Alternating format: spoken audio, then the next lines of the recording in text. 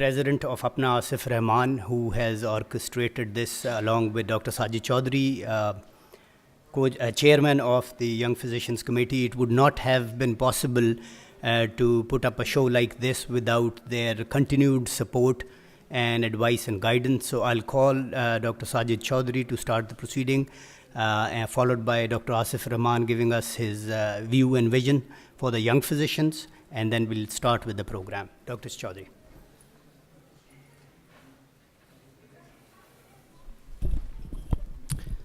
Thank you, Faisal. Assalamu alaikum and good afternoon. On behalf of APPNA and Young Physician Committee of APPNA, I welcome you all to join us for today's event. I will give you a brief introduction of YPC, which was started in 2003 when many APPNA physicians faced J1 visa refusal issues. And a bunch of APPNA volunteers, they started working on visa refusals. And now it is a standing committee since 2004. And it continued to help and support young physicians in visa issues, coaching seminars, temporary housing, mentorship, and guidance for residency career. APPNA Young Physician Committee also runs a few APPNA houses. One is in New York, another one in Michigan. Different APPNA chapters and alumni, they run temporary housings, two in Philadelphia, one by Camcana and one by APPNA, one in Chicago by the local chapter, and one for females in New Jersey by local chapter of New Jersey. Dr. Shahzad Iqbal is doing a wonderful job in organizing and supervising the APPNA House in New York, and Dr. Majid Azid is maintaining APPNA House, Michigan. This year, number of Pakistani physicians have approached to Young Physician Committee for help to start their career and get the US experience by having electives or clinical externships as well as research opportunities. So far for this year, we have accommodated about over 50 physicians in different positions of electives, externships, and research slots. Coaching seminars were started in 2007 and have become a tradition of YPC. We aspire to coach our young incoming physicians in art of successful residency match so that more of you can achieve your dream of residency training. Our team of dedicated volunteers want to help you while you work hard at your end. And I can name few. Dr. Rashid Pracha have been chair of the Young Physician Committee in the past. Dr. Faz Bora have been involved for the committee for many, many years. Naveen Bora, Faz's wife, has been helping us with the legal issues, legal counseling. This year in March, Young Physician Committee was approached by over 140 Pakistani physicians who were matched into residency programs. Many of them were put on administrative processing for causing delay in visa issuance. Young Physician Committee, in collaboration with the Advocacy Committee, which is chaired by Dr. Rashid Paracha, worked together with the State Department to expedite their visa issuance. And we have been working till yesterday, and I'm glad to share with you that all the Pakistani physicians have joined residency programs, except one who will be cleared next week. And so every Pakistani physician will be here.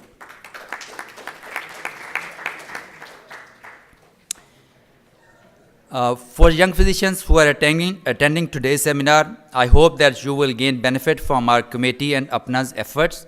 You will become a successful resident and then give back to APPNA as well as your native country while contributing USA healthcare system in USA.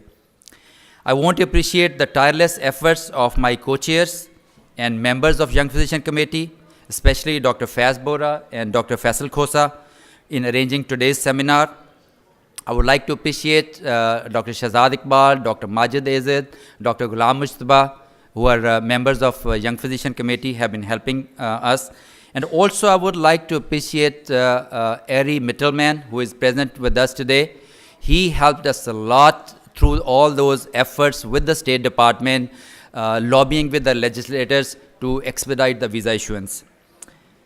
I wish you success, all of you, and I my sincere thanks to our speakers and panelists today to help you to promote to continue your career for residencies.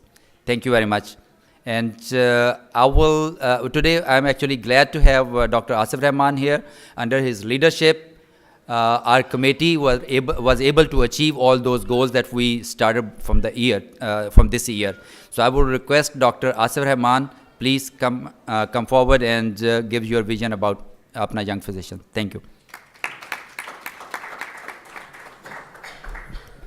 I think vision will come from Dr. Sajid Chaudhary, and what a great job he is doing. I want to welcome everybody in Washington, D.C. When I was in the training, residency and fellowship, I didn't know about APPNA at all. I just came, maybe the times were different. And after I finished my graduation and was in private practice, then Dr. Paracha, here come earthquake in Pakistan, and he recruited me, and now I'm standing in front of you. This is the bloodline of APPNA. Our membership will go up as long as the new physicians keep on coming from Pakistan. We are keep on helping them, and they become members of APPNA. And I'm so glad that all of you are here. Please also remember that this is an organization, we have our own limitations. We have our own limitations, but as Sajid mentioned, that this year, each and every physician who was brought to our attention was cleared, with the exception of one which is cleared, and he is coming in. So I think that's a great work. First time which you are seeing that Young Physician Committee is absolutely working hand in hand with the Advocacy Committee. I think they are talking so frequently, and then Ari Mittelman has joined us. We have retained his services. Now we are not talking with the State Department on the front desk. We are talking with the people who are behind the front desk. We are talking with the people who are making policies. We are talking with the people who are implementing the policies, and inshallah you will see the results. And at the same time, please, not only that now you're looking for residency and you need security clearances, please stay engaged with APPNA. Stay engaged with APPNA. This is one of the biggest democratic Pakistani diaspora organization in Western Hemisphere, and be proud to be a part of this organization. And also I am seeing very young physicians, Majid Azad. I think he is doing incredible job. I think the work he is doing, even the senior physicians are not doing it. So you have such a good leadership among yourself. Again, I think they will tell you what needs to be done. You have questions, they will answer. We are here as an organization to fully, completely support this committee, which is a standing committee, and we will try to resolve each and every issue which is brought to us. I don't want to name, because when I see around, there is a lot of senior leadership here, I'll miss someone. But earlier this year, when I was choosing that who should lead this committee, I have worked with Sajid Chaudhary, I have worked with Faiz Bora. I was also a co-chair a couple of years ago in Young Physician Committee when Dr. Paracha was in. But I think I am so pleased that I picked two people who really are committed, sincere, to work for young physician causes, and that was Sajid Chaudhary and Paracha Saab. And they were able to assemble Faisal and Faz, and I'm so glad to see Adil Bhatt, in spite of moving out of this country, he is here, he is involved with young physician. Please, any concern, any suggestion, anything which you have, any issues which you have, please bring to us, and we will try to resolve it to the best of our ability. We might not be able to help every single case. We might not be able to help you what you need, but really if you bring it to us, we will try to help you. We'll help you. If we can't resolve it, we'll have a lawyer firm, they will be able to resolve it.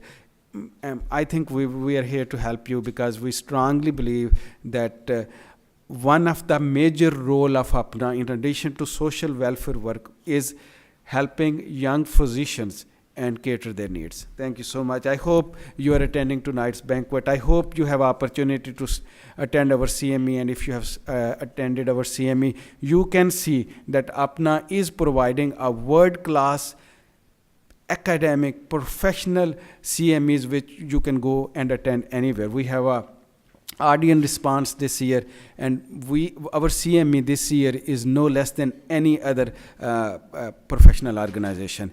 In addition to that, we are also doing social forums. If you want to get involved in social forums, go and see up there social forum, which is what is happening in Pakistan.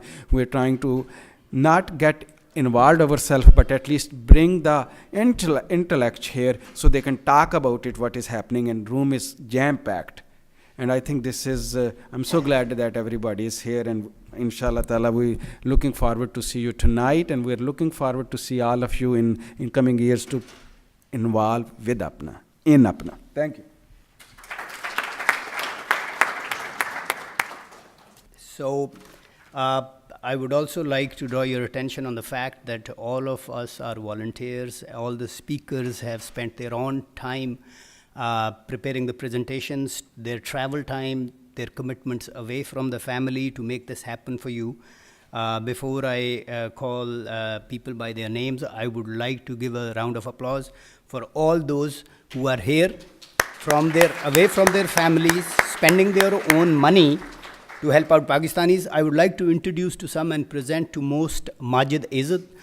He's going to talk about APPNA Assistance and Services for International Medical Graduates. Majid has been a role model for many, and he is a member of Young Physicians Committee of APPNA. He's a resident in general surgery in Department of General Surgery at Wayne State University in Detroit, Michigan. He has been instrumental in organizing many things, including accommodation, including guidance, and including exam preparation, and we're glad to have him on board and have him here today.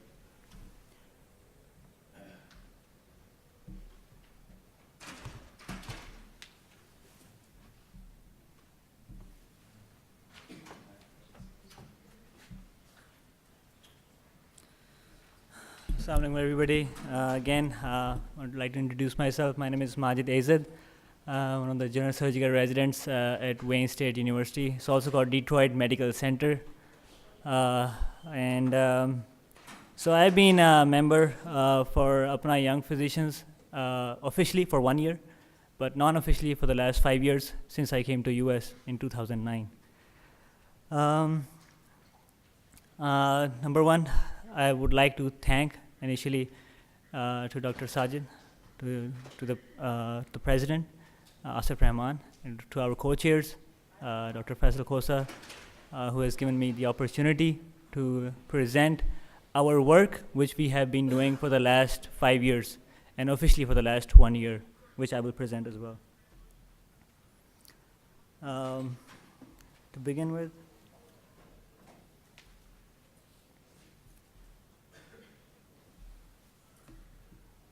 okay.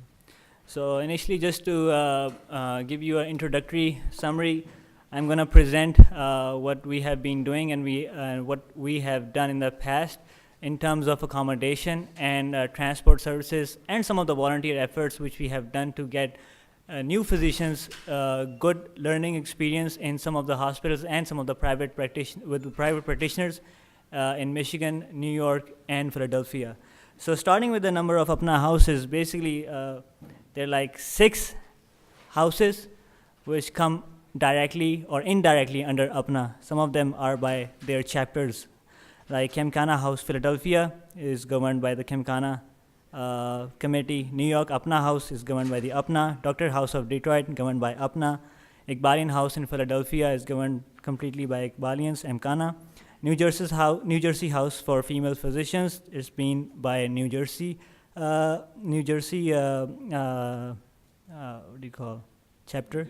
New Jersey chapter. Chicago House is sponsored by the Chicago chapter. So in the beginning of 2009, and we'll go like 5 years back, we only had one APPNA accommodation service, which was only in New York.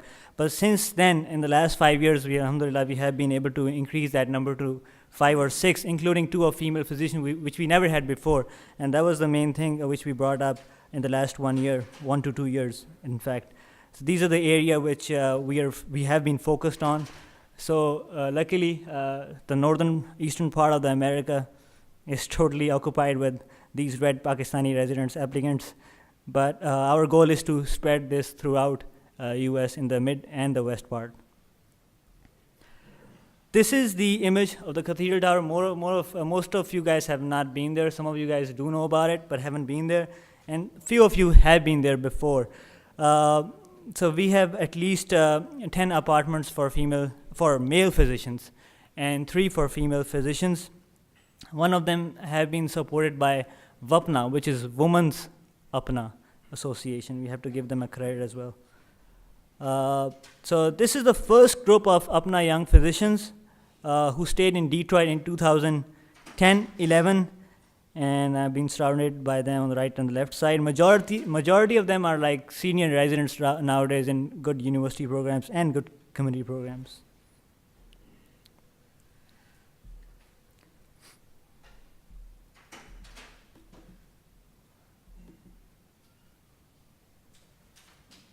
Okay.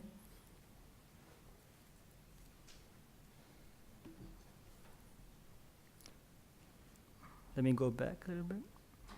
Sorry. So in 2011, as I said, we started in 2010. At Detroit, we started with 3 apartments with a total number of 30 residents. That increased in 2012. We increased the apartment number to 7, including 1 apartment for the female physicians, and with a total number of 70 residents in 2012. Last year in 2013, the number of apartments increased to number 10, with a total number of 70 residents living in them, including 2 for female physicians. But this year, the number of apartments have increased to about 12, with a total number of residents around 80, and above 200 have already stayed since January 2014. It's a big turnover because most of them come for their CS exams and then they leave after 1 month. Nowadays, we have 3 female physician apartments. This is an image you can see of applicants who stayed in Detroit in 2013. 3 of these female physicians are from King Edward Medical College, and 3 of them have matched this year, and they started residency in some of the good programs, one of them in Michigan. The rest of the boys, only 1 or 2 did not get any spot this year, but hopefully will get this spot. So this is the picture from the last year, successful candidates. You see this is the area where they prepare for their CS. On your right, on your left-hand side, you can see Dr. Tahir, who had extraordinary scores as a graduate of Rawalpindi Medical College, and now he started his residency in Staten Island University in internal medicine. This is another group of applicants preparing for their CS. There are like 2 applicants on your right and left side, Dr. Junaid and Dr. Avas, who got residency this year and they promised to help the young physicians, and I'm really glad to hear that.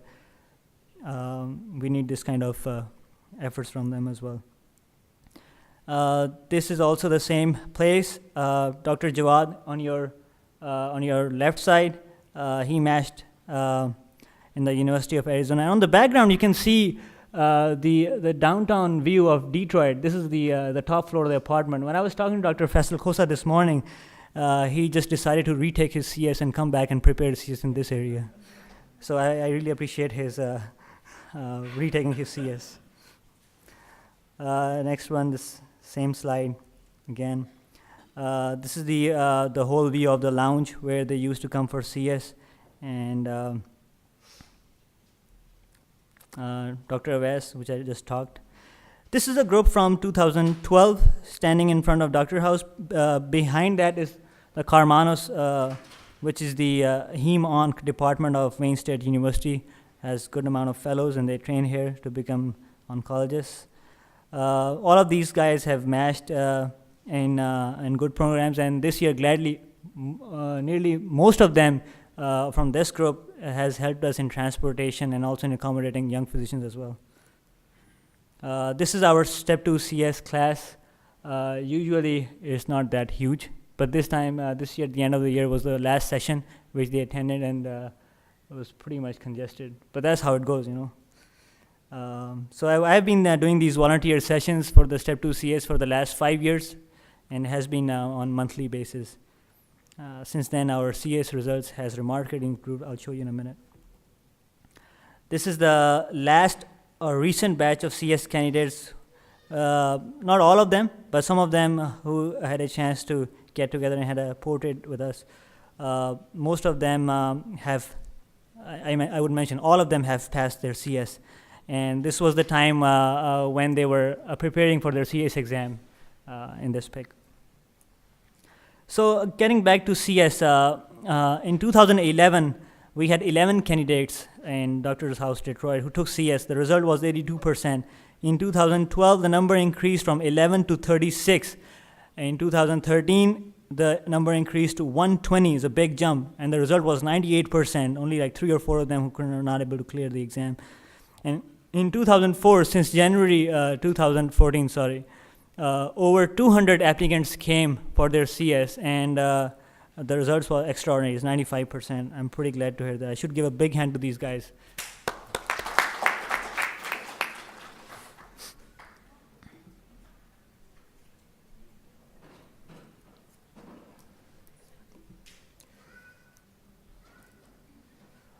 So this is the Wayne State Medical School Library, where they come to prepare their CS and Step 3 exams. This is a hospital, Harper Hospital, associated with Wayne State University. Most of these applicants get their volunteer observerships and research over there. Next is a little bit about Kemkana House in Philadelphia. You can see some of the applicants standing with Dr. Aisha Najib and Dr. Masood Akbar.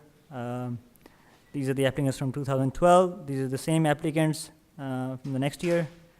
These are some of the applicants preparing for their CS exam in Philadelphia. Some of the applicants, this is Dr. Fawad Birk, who recently joined Henry Ford Hospital for his residency. So you can see how he is well dressed for his CS exam. So this is our last slide.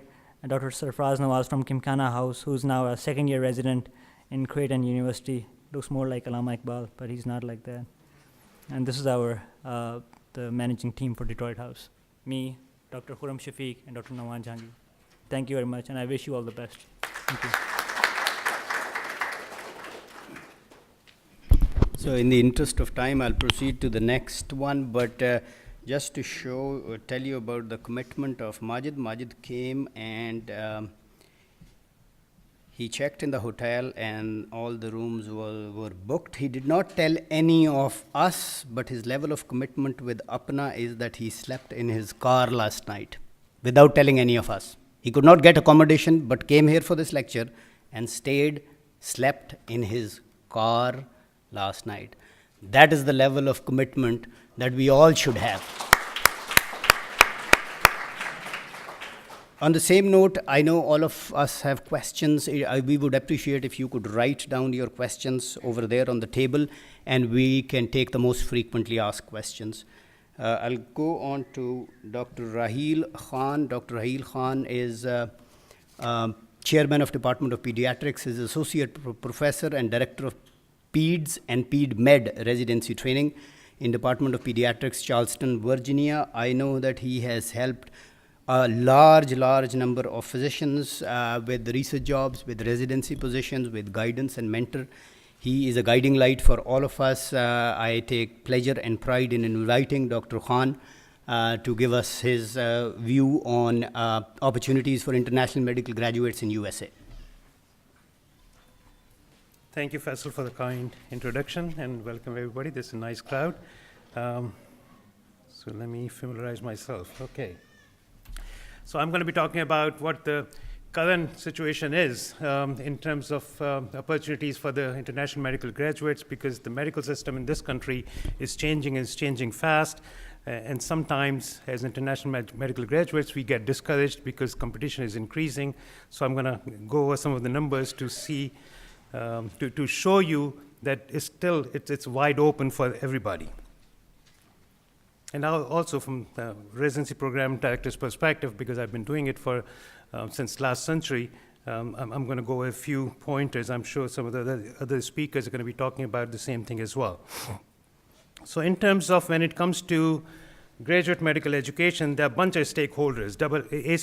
ACGME, which is Accreditation Council for Graduate Medical Education, being one of them. They supervise all the residency training programs. CMS, which is Centers for Medicaid and Medicare Services, which fund the training program.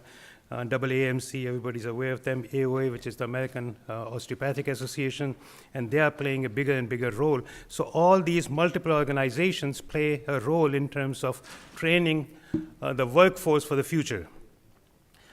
Sort of impacting all those is the Affordable Healthcare Act, which is ACA, or more commonly known as Obamacare.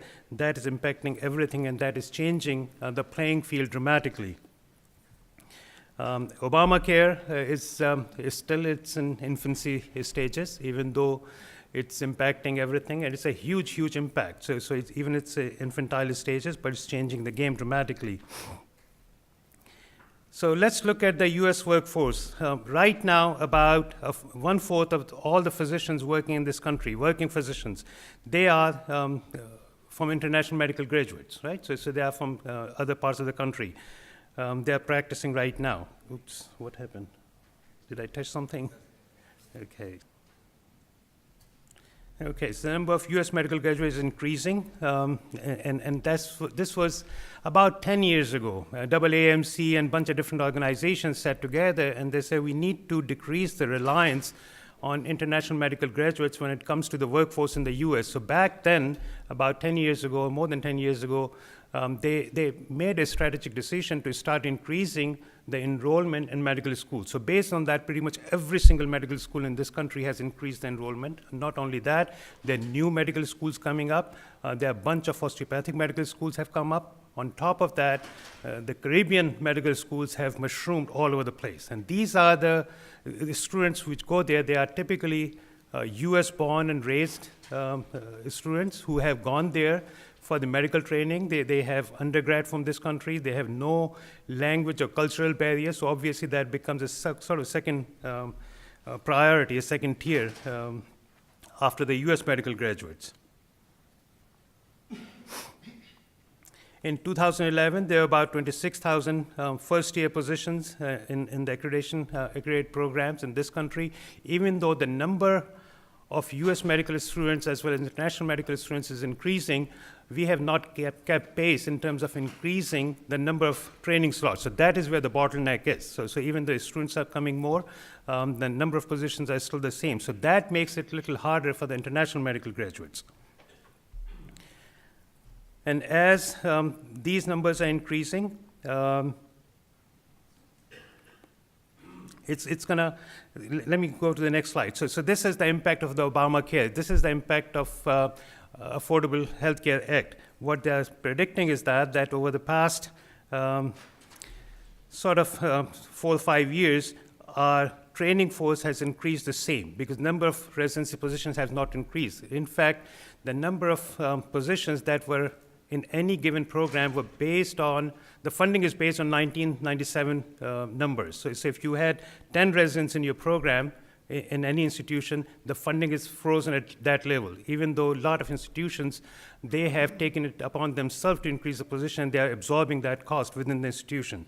So this is looking at the shortage, that the supply is not meeting the demand in terms of postgraduate training. This is the same thing. These are the numbers from, I think this is an article that was published in Annals of Internal Medicine, and they are saying that if we don't do anything, even without Obamacare, without the Affordable Health Care Act, they are predicting a shortage of about 64,000 physicians by year 2020. But if you take into account the new population, the population which has now health insurance, so if we have to meet their needs, our shortage is going to be almost 91,000. So we are facing a dire situation where we are not producing enough physicians. This is just looking at the impact of this healthcare system. So looking at what are the supplies, I'm just going to go over this thing. So supply-wise, we were producing back in 2008 about 700,000 physicians. There was no shortage at that time. But going fast forward, so for example, 2015, we are producing this many physicians, and the shortage is about this much. But going fast forward, looking in the future, we are still producing about the same number of physicians, and this is the shortage we're going to be facing. So that is where everybody is trying to see how we're going to meet those demands. The problem is that the funding is a big issue. CMS doesn't have the fund, the Centers for Medicaid and Medicare, and there's some funding which is available in the Affordable Health Care Act. However, those funds are going to be, they're facing so much opposition, and they're coming up ways how these funds are going to be utilized. there's a strong lobbying going around to increase the number of positions. The other reason for the physician shortage is that the current physician force that we have, they are aging, they are getting ready to retire. So about a third of these physicians are going to retire within the next 10 years, including probably some of my colleagues here. Younger physician workforce, obviously there's a cultural change, and this is the new generation of physician which is being trained in an environment which has very restricted duty hours. So they're not working 30 hours a day. They're not working 40 hours a day. So they're working 12 to 24 hours a day. So obviously somebody has to meet the needs of the patients. Also, globally, and not just in this country, but even looking back in Pakistan, the predominant gender in medicine is women. And whether we like it or not, even as open societies as here, women tend to have higher proportion of responsibilities, household chores, childbearing, rearing a family, and all those things. So they tend to work lesser hours.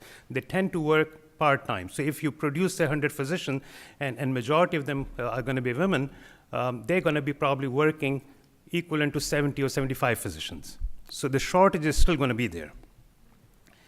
The numbers of encounters per physician is decreasing, and the reason being that we are seeing more and more complicated patients. We have come to a point that we are keeping those people who might have died in the previous century. They are staying healthier and longer, and they have more complicated history. So it takes longer to take care of that patient. So this is what they are saying, that it takes about 1.2% extra time to take care of the same patient. And obviously, as I said, there's increasing restriction on duty hours. So this is the paper that was produced by the AAMC. This was in 2012. And the same thing they're saying, that the existing workforce is here, and this is the target. The target was that to increase the workforce by 30%, and they are going in that direction. So about 2020, they're going to be producing more physicians. However, training slots are not increasing. There's a projected growth in enrollment from medical school. So the recommendations that came out from the AAMC is that the number of federally funded or supported GME positions, they should be increased by at least 4,000 new positions a year to meet the demands of the future. The funding for the new residency positions should be planned with a clear focus for the population growth. And also, a lot of these programs, they are in bigger cities, so people tend to avoid smaller places. I just learned the other day that there's not a single medical school in the state of Montana. About half of these additional positions, of these 4,000, they should be dedicated to the primary care, other half based on the need of the workforce. This is who's going to pay for that. It comes with a price tag, and the clock is ticking. Nobody has the guts to come up with the money or allow that funding. Just looking at the GME, the IMG statistics, so the number of total physicians in this country right now, there are about 1 million physicians who are practicing. And of those physicians who are practicing, about a quarter of them, they are internationally trained physicians who come in here and do their residency here. So just looking at these, of those international physicians, internationally trained physicians, about a good number of them, 75% of them, they are involved in direct patient care, which is a very high proportion. Only about 19%, about 20%, they go into research.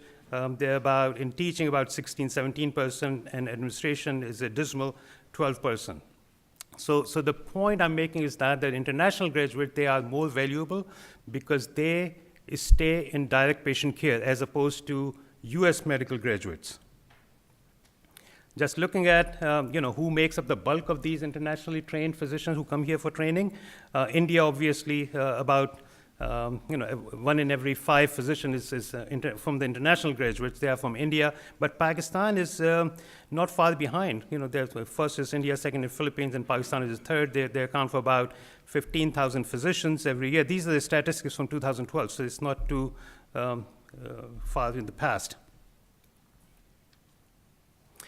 So this is where I want you guys to pay attention. So especially the younger crowd in here who are aspiring to be a resident.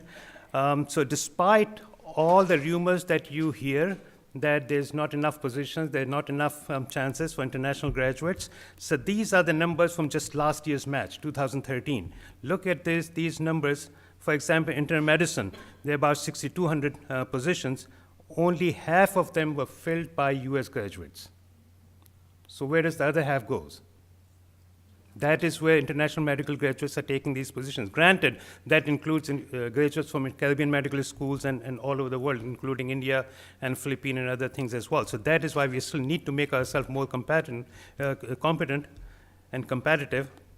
Same thing, for example, general surgery. General surgery, people say, oh, it's just impossible to get into surgery. You know, we have some examples here who have done residency in surgery. Even in surgery, 20% of the workforce as PL1 is from international medical graduates. So 80% is filled by US medical graduates and about 20%. Same thing in OBGYN. These are sort of competitive subspecialties, and they still have significant dependence and reliance on international graduates.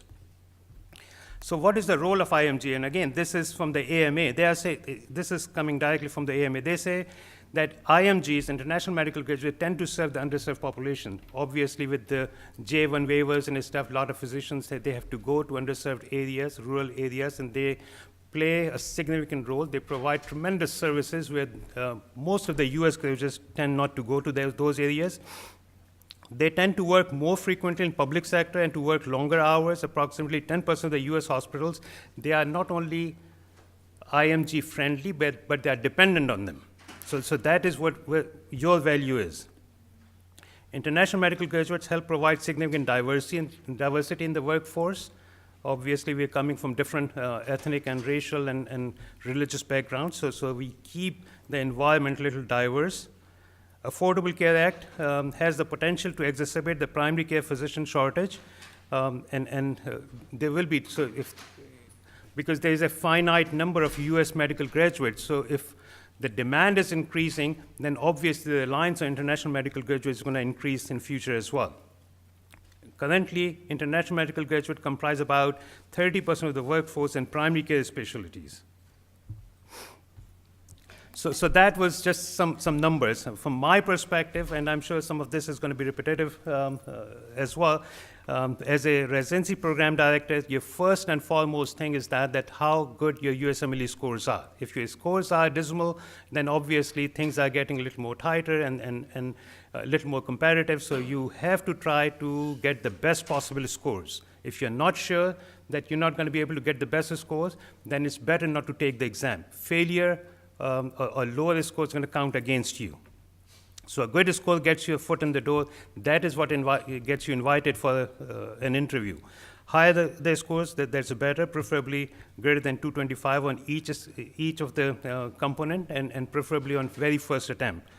It should not have required years of staying home. So typically, if you graduated in 1999 and now you pass your USMLE step 1, step 2, that holds against you, typically programs want to see, because they compare you with the US graduates. And the US graduates, they don't have the luxury of taking a year off or 2 years off and preparing for the exams. So typically, even though physicians and students coming from other parts of the country, they have higher scores compared to the US graduates, but US graduates, they have the disadvantage they have is that they have to take it while they are still a student, as opposed to most of international medical graduates, they take some time off to prepare for the exams. Failure on step 2, especially CS, is a big red flag, because that tells the program director that you don't have that cultural connectivity with the patients. You have some barriers, how you're going to, either language or etiquettes or other stuff that is going to be hard for you to relate to the patient, because that is purely based on your clinical skills. Step 3 is not a requirement. Exposure to US healthcare system is definitely a plus, but it should be in an academic institution. If you're working as an observer in somebody who knows somebody, uncle's friend's cousin, and you just working in their clinic, so that's probably not going to count as much. Observerships have very little value, especially if they are not done in academic centers. Rotations and clerkships are better. Research experience is, obviously it counts a lot, but a lot of time I see that I reviewed the causes of endometriosis. So that is not a research thing. So it should be hypothesis-based, it should be ILB approved, it should be a proper research thing. Postgraduate training always helps a lot, especially if you have done, FRCS or MCPS or whatever, other parts of the world offer. If you have done that in your chosen field, then it's going to be very helpful. Previous academic record is a big plus, especially if you don't have any red flags, if you have not taken extra years in passing your medical school. Letters of recommendations, they count a lot if they have to be properly written. Sometimes, we were just talking earlier today, there's sometimes we see the same letter cut and paste, just changing the names and stuff, and sometimes when you see 2 or 3 letters coming from the same physician, just changing the names, so that obviously is not going to count. They should not be very generic. They should be, you should ask people who know you, whom you have worked with them. So they just should not saying that he's or she's just a nice person. They should include the letter recommendation should be at least one of them should be from your chosen field. So if you want to apply for OBGYN and all the letters are from internal medicine and surgery, that's probably not going to count as much. Visa status is I hear often that, I don't have a green card, I'm not a citizen, so it's going to be very hard for me. That is never a barrier. Pretty much every single program offers J1 visas or H1 visas. H1 visas probably not as often, but J1 visas are always offered. Personal statement, and a lot of time I see reiteration of your CV. The purpose of personal statement is not just reciting your CV all over again. It's program director's way of knowing who you are. What your background is, what your family background is, what motivates you, what aspires you, what your future aspirations might be. So that is, they're trying to get to know you. So, and again, it should not be a very philosophical thesis that, and it should not be very idealistic as well. So be realistic in your personal statement, and it should not be, multiple pages. Nobody has time to read 10 pages. So in conclusion, U.S. residency program is still wide open, and it's if the funding goes in for the increased number of training positions, it's going to get further open as well. So I want you guys to stay motivated, don't get depressed, don't get disheartened. I think the field is still wide open. So, but you guys need to make yourself more competent. Improving access to healthcare result in significant shortage in the future. Over the next 5 to 10 years, we're going to see more and more opportunities for the international graduates. Residency programs will have to increase the positions to meet the future demands, future needs in this country. And IMGs, they have to make themselves more attractive to these programs. So I think I'm going to stop here. And yeah, I have to sit here? Yes, please.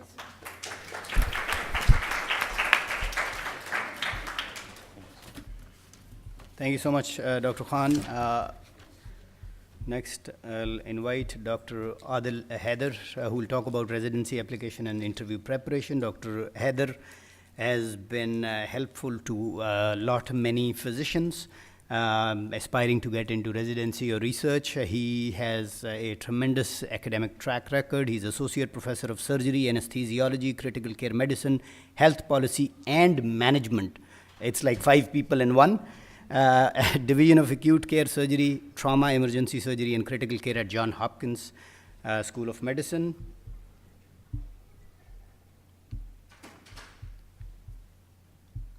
Again, some people came late, so I'll again remind you and request you, if you have any questions, please note them down there. We'll take the most frequently asked questions. Assalamu alaikum and good afternoon, everybody. Thank you so much, Faisal and Dr. Chaudhry and the other members of the committee here for inviting me to give this talk. Before I begin, I wanted to just ask, how many people here are applying for residency this year or in the future years? So everybody is, all right. Now, I'm not going to say anything new. Not at all. I'm just going to try to put into perspective some of the things that we always have known, all right? And so let me start with the word exercise. If you're thinking I'm one of those guys who's going to make the crowd talk, I am one of those guys, so you'll have to help me here. What do you think are the salient features that people on this panel, Dr. Butler, Dr. Fazbora, Adil Butt, up here, what do you think they have? Some integral qualities that they have? Huh? They've all completed their residency, okay. But what else do you think they've had? Like to get to where they are today, what are the fundamental things that they have about them? Commitment, okay, commitment's one, all right. You want to write these down? Let's write them down. Commitment, okay, what else?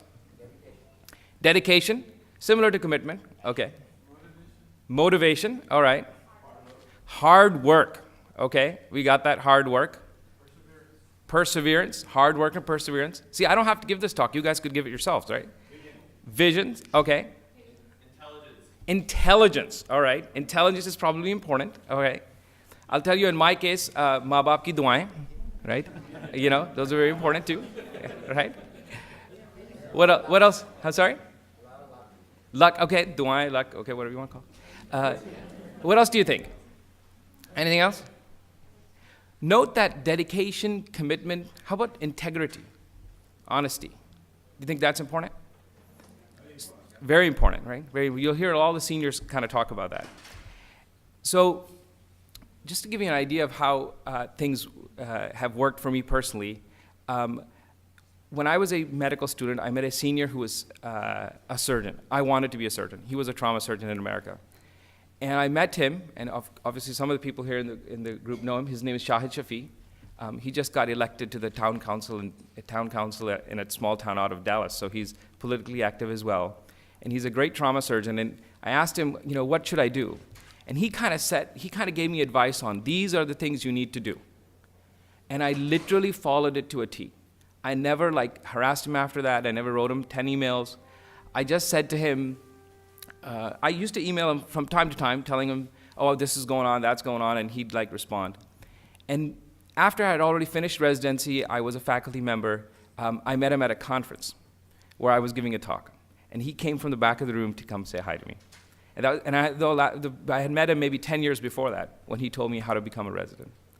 So just the thing here to understand is this has been done before. Many people have matched before you. You just have to see what they did and follow that lead.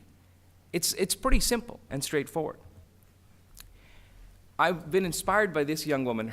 I'm not going to say her name. Let's call her S.A. It's kind of like Eminem, where we don't give the real names of the patients, but everybody knows who it is. She graduated from SMC. She was very smart, but she had average USMLE scores. I shouldn't say not average. She had average USMLE scores. But she took a bus 90 minutes from where she was staying. She was staying at some relative's house, and took a bus 90 minutes every day to do an observership. Now, I know we just talked about how sometimes observerships are not helpful, but what they do show is dedication to doing what you want to do, and your ability to do something and finish a task. That is very important to show to people. When people saw that she was working so hard, somebody paid attention, and she did match into the position that she wanted to get. And she became a faculty member, and now she is completely happy. She's very happy. Compared to this guy, very good friend of mine. He was, third position at the board in Karachi. He went to Aahan. He wanted to be a surgeon. Very good friend of mine. He had fantastic USMLE scores, way better than mine. But he was worried, thoda damadol tha, as they say. And he wasn't sure, will I really get it, will I not? And he did the ultimate mistake. He applied to surgery, and unbelievably applied to medicine in the same programs. And so what do you think happened to him? People found out, people thought he wasn't committed, people thought he didn't know what he wanted to do, and so he didn't match. He did match the next year, but he's not very happy with what he's doing right now. You're all here today, you gotta know what you're here for. You're here to become a physician with a lifelong commitment to serve, mostly in the United States. And so when you're applying for something, it's not like you're applying for a residency program for today. You need to think about that you're applying to get your life. That's what you're trying to do. You're trying to do this forever. And so it's up to you to find the job that you want to do and really show that you want it. So if you want to be a cardiologist, try to be a cardiologist. Don't be a miserable psychiatrist just because you thought your scores wouldn't get you there. Does that make sense? Any comment on that? Well, you have to do what brings joy to your heart. Otherwise, you're going to be miserable. Your patients are going to be miserable. If you're not happy, and I see that in my field, in medicine all the time, people are unhappy with themselves, with their career choices, and they make other people around them unhappy as well. Don't be that. Don't be that person, right? They make them miserable. Okay. Unhappy is an understatement. This is my 40th year not work. Every day I love going to work. Yes. Right. Absolutely. Right. This is 40 years now. Every day I look forward to it. I can't agree with you more. And that's the thing, you know, if you find a job you love, right? If you find a job you love, you never have to work a day in your life, right?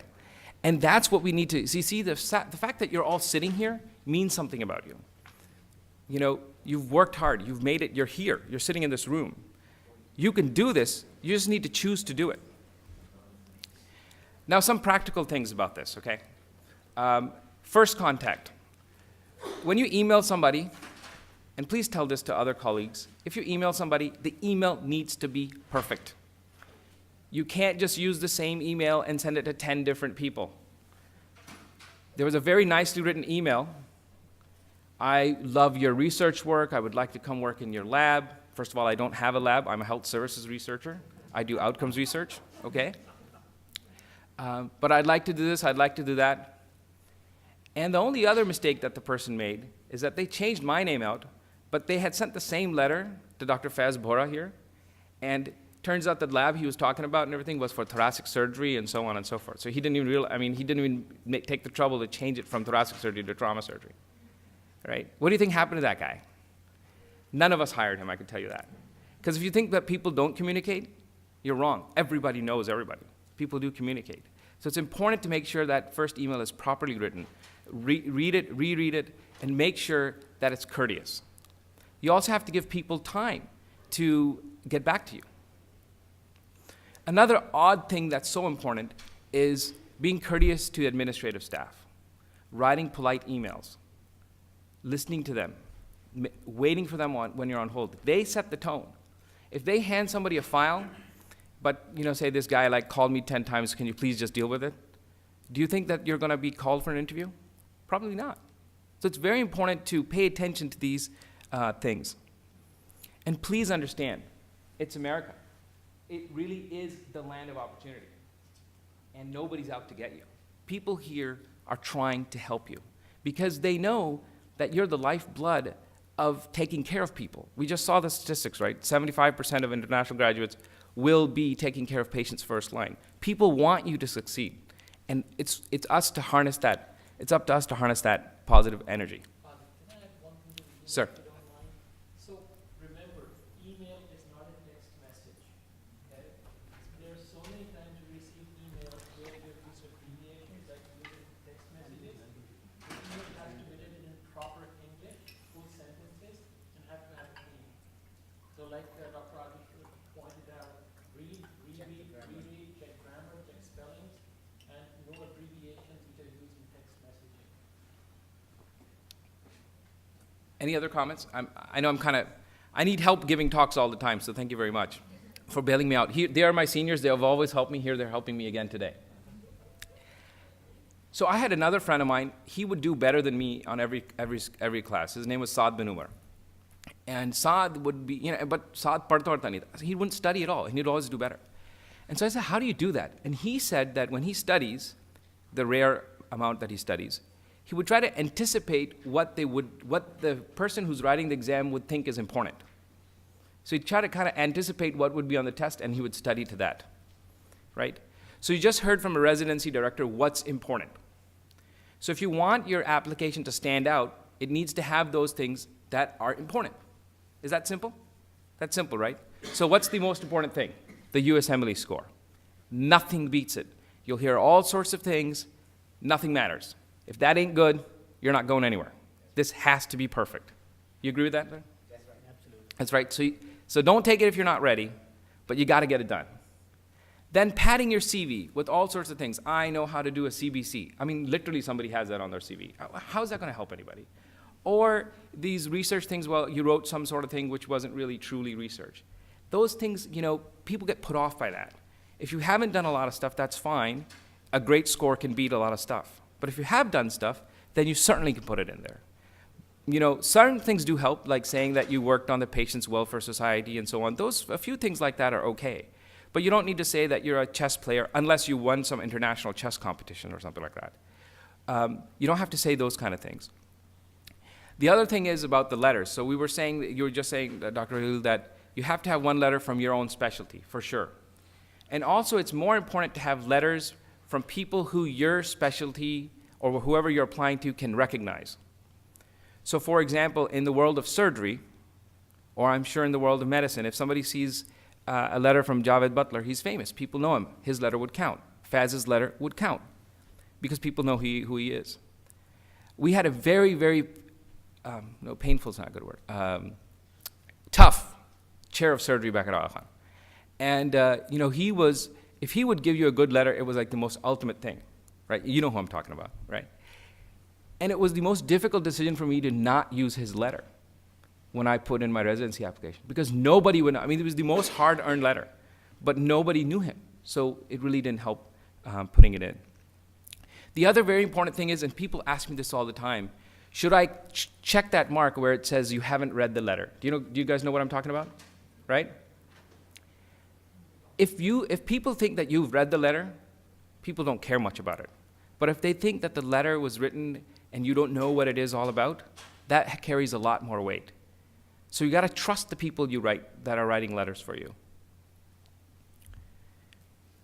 Again, and I wanted to put it up there, U-Assembly scores really are the equalizer, okay? Now, phone calls, people talk about phone calls. Do they help? Yes. They do, Yes. but I wanted to put this up here. Earned phone calls Exactly. are the most important, Exactly. right? So, phone conversation between myself and Tom Genuit, program director at a residency program. Tom calls me and says, I got this guy interviewed today, Zan Hashmi. Zan claims that you told him that he should go around telling people that he was responsible for creating the concept of reliability adjustment for trauma center verification. So what this was is that this smart guy basically figured out how we should improve verification pathways for trauma centers, which was a real big policy thing. And it is true, he really did all that. He wasn't tooting his horn, he just politely said, yeah, I was responsible for that. He also had 5 published papers to show on that topic. He had 26 papers, 5 on that topic. So when Tom called me, I spoke to Tom for about 15, 20 minutes. And Tom was just surprised as heck that how could one kid do all this stuff? But he did it. That is what an earned phone call is. Where do you think Zan matched? Zan is Tom's resident now. Tom emailed me maybe a few weeks ago to tell me how great he is and how delighted he is that Zan is one of their interns. So Zan earned that phone call. An earned phone call means much more than a random phone call. Now, electives, of course, are better than observerships.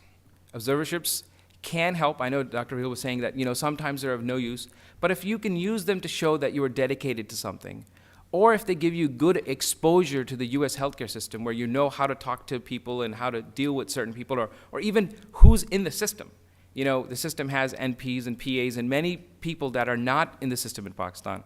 That observership can give you not just help with the residency, but help with knowledge about how the system works. And if you take it that way, it can be helpful. And then, of course, pick programs that have had a good experience with doctors like you. West Virginia Surgical Residency Program. For many years, West Virginia would take at least one resident from Aga Khan every single year because they had great residents from Aga Khan. And similar in Detroit, there have been places that take a person from King Edward every year because they've had great experience with people from King Edward. So try to find the programs where they have had doctors like you and from the places where you trained, and that will be very, very helpful. Okay. Now, setting up the interviews, this is the time to ask for favors. So if you need to go to the interviews, and I heard all about the house that we were talking about with Dr. Majid, it's the time to ask for those kind of favors and stuff. But don't be the person who needs to be picked up from the airport. You're here to create a new life. You need to show that you can do it yourself. Go yourself. Don't have somebody come pick you up. And my dad told me, and I take this very seriously. He said, when you go to somebody's house and you're staying at their house, go outside and shovel the snow. Right? I had never shoveled much snow before, but I did it to show to that person that, you know, I cared about his or her help. So it's up to us to do that. And I'll give you an example of how that works in real life. We just saw Majid. He's not here right now, so I can embarrass him a little bit. He slept in his car all night. All night, yes. He slept in his car all night. Never told anybody. Never told anybody. I accidentally found out. Right. And so now that is the reason why he's a surgical resident. It's not because he's smart. It's because of that tenacity that, you know, he doesn't care about himself that much. He wants to get, well, I'm sure he's smart too. All right. So I'll try to move on very quickly to get through this. Another couple more things about the interview. Everything's a test. You know, how you drink your water, how you eat your sandwich, what kind of suit you're wearing. This is all written in books. You know, the point, don't wear a red suit. I mean, somebody showed up in a red suit. Can you believe that? Okay. Don't do those kind of basic things, all right? Meeting the program director or chair is absolutely necessary. If you're going for an interview and you don't meet one of these two essential decision makers, you're not going to get in the program most of the time. Is that true, sir?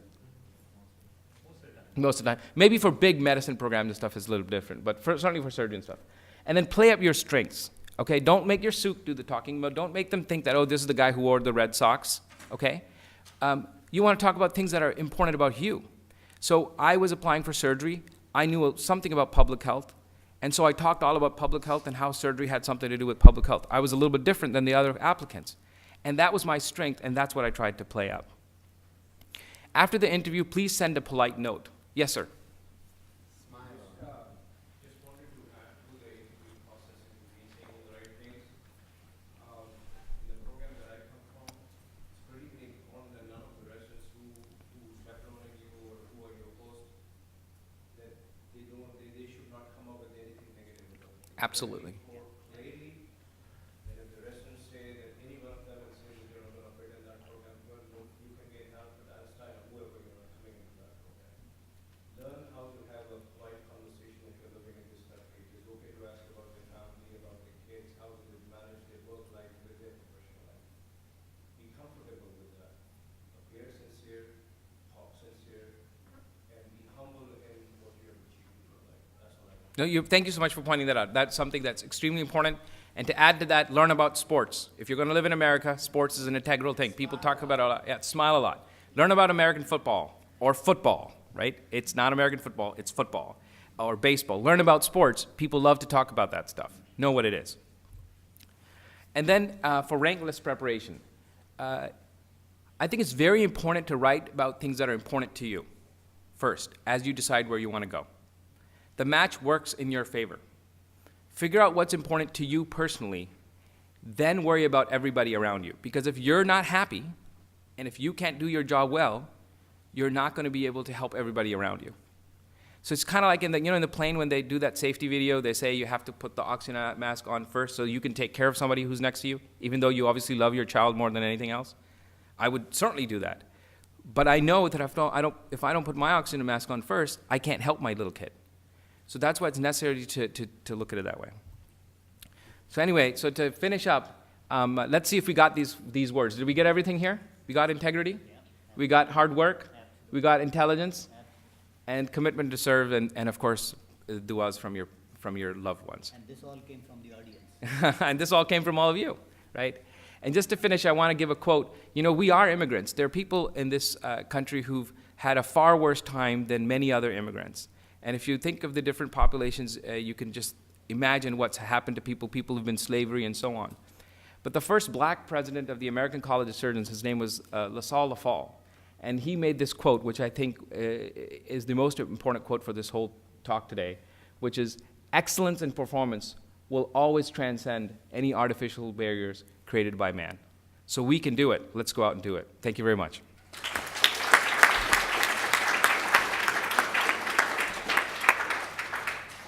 Thank you, Adil. So next is me, and are you next? Are you next? Okay. Next is me, and this slot for Dr. Sohail, this slot was originally for Dr. Sohail Rao, who couldn't make it. The talk is my own, but the slot is Dr. Rao's. So if you like the talk, let me know. If you dislike the talk, let him know.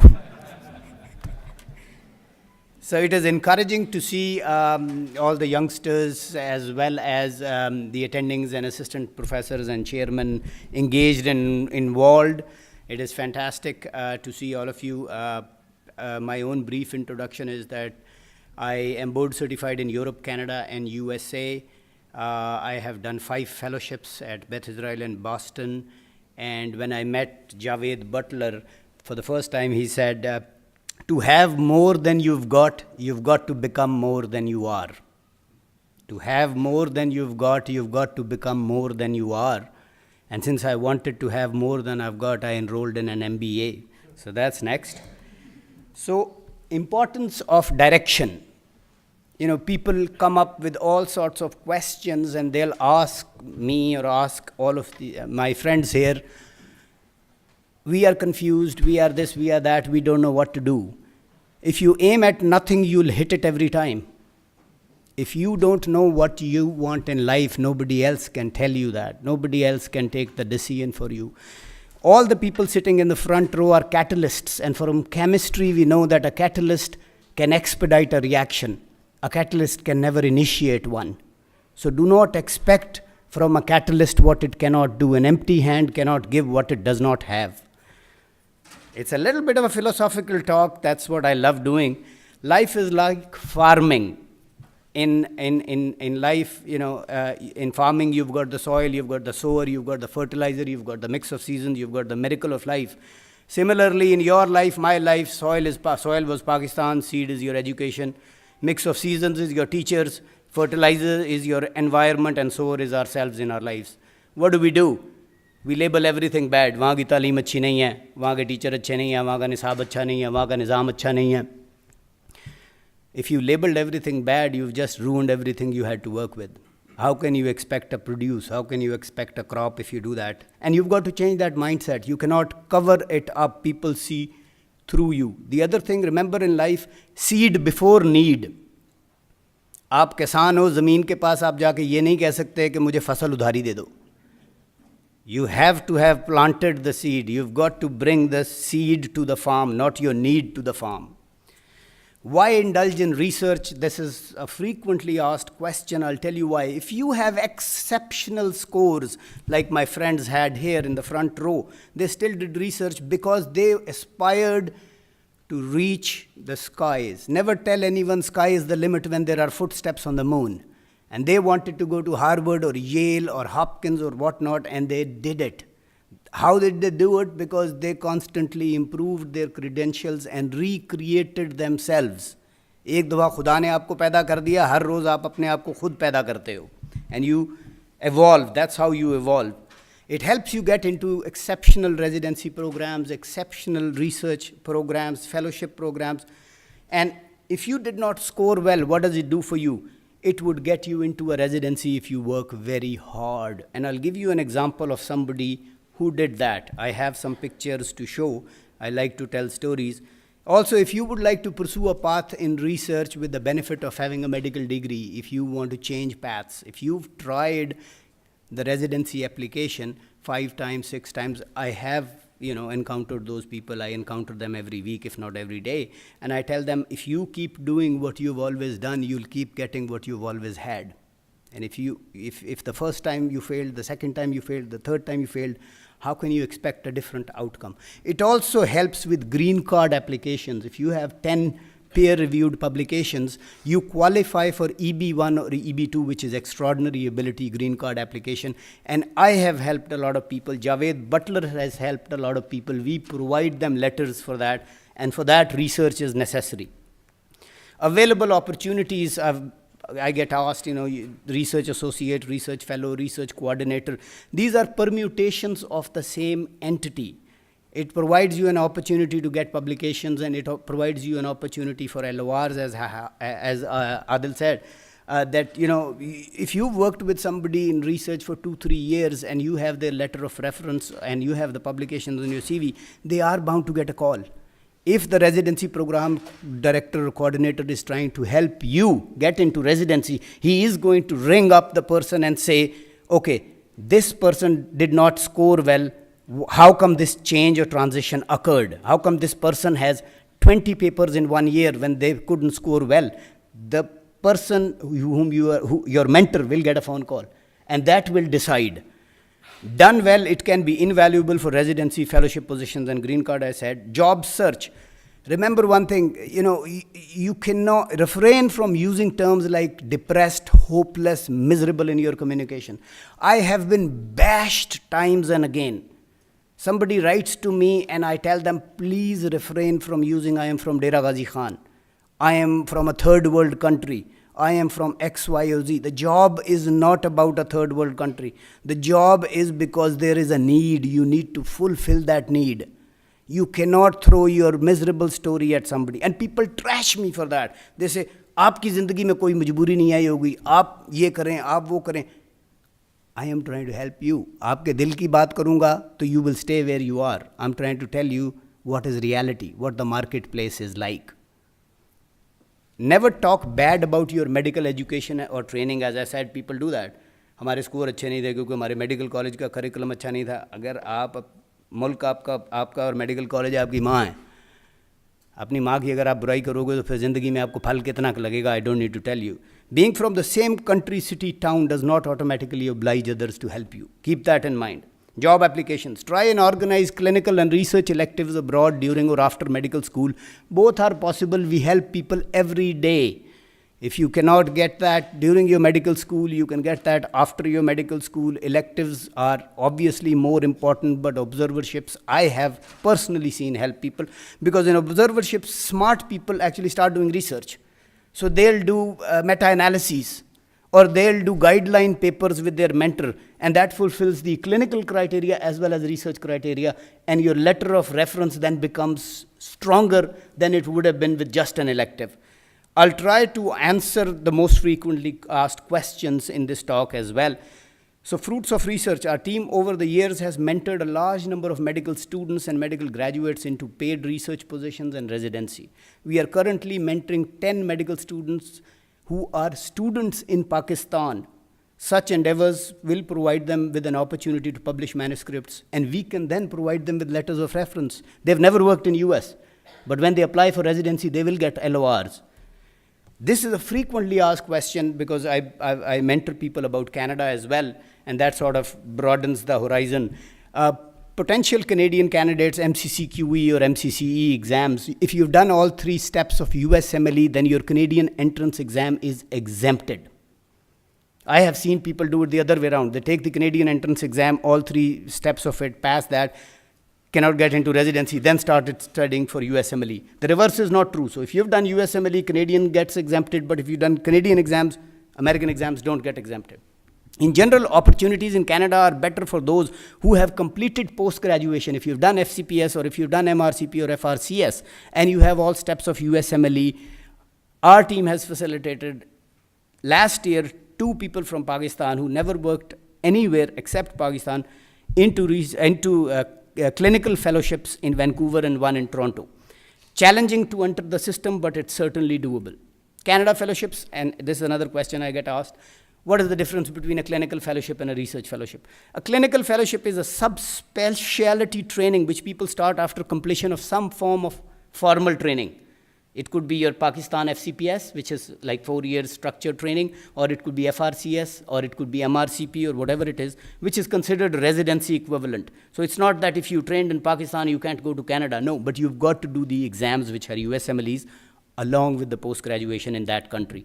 My team has gotten, as I said, I'll skip this in the interest of time. What if your plans do not work? This is another question that, I've tried everything and I couldn't do it. Remain fixated on your goals, but be flexible in your approach. People are fixated in their goals and fixated in their approach. And some people are flexible about their goals and fixated in their approach. It doesn't work. It has to be in that order. You have to be fixated in your goal and flexible in your approach. Clinical fellowships without a US residency, as I said, that's an option. And I'm talking about clinical now, not research. Research is always a possibility, but clinical fellowships, and obviously you've got to do your dues for that. People do MBA, people do MPH, people do PhD and MSCR, and all this increases their credentials and also demonstrates their commitment and resolve to keep moving ahead in life and not stop because of some adversity. We all have messed up at some stage in our life. I'll show you a slide when I messed up as well. You know, I want to make fun of me before anybody else does. If you don't plan your own life, chances are that you will fall into somebody else's plan. Guess what somebody else plans for you? Nothing. If you continue with what you've always done, you will always have what you've always had, and success is not something you pursue. Remember, success is something you attract. That is what success is. It is so easy to attract if you have the right mindset. Referees, this is another question frequently asked. What can a referee do? What is a referee? On Judgment Day, what will be the profit for all of us? He'll be a referee. He will be a referee, correct? That's a fact. Hazrat Muhammad sallallahu alaihi wasallam क्या होंगे हमारे? Referee होंगे ना? गुजारिश करेंगे अल्लाह ताला से. That is what a referee can be. And the principle don't change from this world to the judgment day. And उसकी पकड़ भी यहीं हो जाती है. And that's what a referee is. So important more than you think. Only if you have directly worked with them and they can testify to your work ethic and discipline and everything that my brother Adil here said. Reference letters from people abroad that you may have done elective with and or research carry substantial weight if you've performed exceptionally well. If the person can testify that this guy or this girl was with me for 4 weeks and worked harder than my residents or harder than my clinical fellows and contributed effectively to the program, that makes a huge amount of difference and carries tremendous amount of weight. I'll just briefly, so here is Heather Wadach working in anesthesia. Aapke Aga Khan ka. He was working in anesthesia at Beth Israel, came to me, he said, I want to do medicine, what can I do? I said, how much vacation do you have? He said, 1 month. I said, let's start a project in cardiovascular imaging, it'll get you into medicine. So we did the project during his vacation. He came to me and he said, okay, statistical analysis is done. The cardiologist, Warren Manning, has given me 3 months and Klaus, the radiologist, has given me 1 month. So I at least have 1 month to write this paper up. I said, son, if you want to get into medicine at Harvard University, today is Friday 8 p.m., this paper should be completed Sunday 6 p.m. You come to me, we finalize this, we present that on their table on Monday. He exactly did that. He got at Harvard. That's the amount of commitment you have to have. When somebody gives you 3 months or a month, you have to do it in a weekend. That's when you exceed expectations. Don't go spending your life meeting expectations. That's what average people do. And you're not average. You all sit here in the land of opportunity. If you were average, I would be somewhere else talking to you. None of you are average. These are the people that are all medical students in Pakistan. There were way many. दो मेरी बहनें पर्दा भी नकाब भी करती थी. I didn't want to display their pictures. But just to show you a few. Hira Shahzad from Aga Khan, 4th year medical student, has written 2 papers, guideline papers with us. 1 has been published, 1 is accepted. This is Mariam Hashmi from Dow. This is Muhammad Shahzeb Khan from Dow. This is Waqas Shoaib. This is Hamza Tiwana from CMH Medical College. This girl is, she's worked very hard with us, Ifaza Umar Siddiqui. Now, ये सब वो बच्चे हैं जो पाकिस्तान में medical student हैं. हमने 20 बच्चों को काम दिया था, 10 ने उनमें से काम किया, बाकी के 10 कहते रहे जी इसलिए डिलीवर नहीं कर सके कि बिजली नहीं आ रही, ये नहीं हो रहा, वो नहीं हो रहा. Any number of excuses. We never told them कि वो भी तुम्हारे ही मेडिकल कॉलेज से काम कर रही है या कर रहा है. तो वो जितने के एक्सक्यूज़ थे, they will not get publications and they will not get references, जबकि उन्हीं के मेडिकल कॉलेज के बच्चों ने 2-2 पेपर एक्सेप्ट उसी टाइम पीरियड में करा लिए हैं.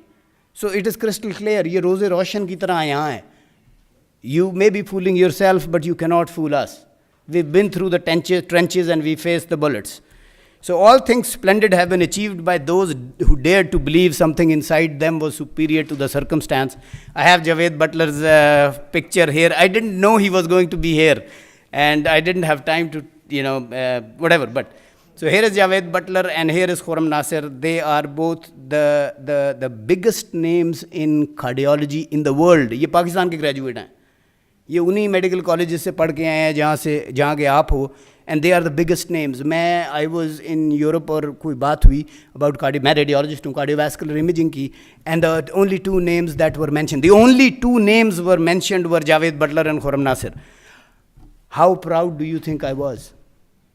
उन्होंने तीसरा नाम मेंशन ही नहीं किया. एक हार्ट फेलियर में जावेद बटलर था, एक कॉर्नरी कैल्शियम में खुर्रम नासिर था. ये उसी मेडिकल कॉलेज से हैं. देन पीपल टेल मी आपकी ज़िंदगी में तो कोई मुश्किल आई नहीं होगी, आप बड़ी बातें करते हो, and what do you know adversity, तुम्हारे पास तो सारे बोर्ड हैं, तुम्हारे पास तो अब MBA सारी डिग्रीज हैं. This is me with a cervical fracture C6. मेरी बहन उस वक्त मेरे पास आई थी जब मेरी गर्दन का फ्रैक्चर हुआ था. This is me in a cervical hello. This is when I bought prism glasses because I was fixed like this, bought USMLE books on internet and studied for my step 2 and step 1 with a broken neck. The halo came off.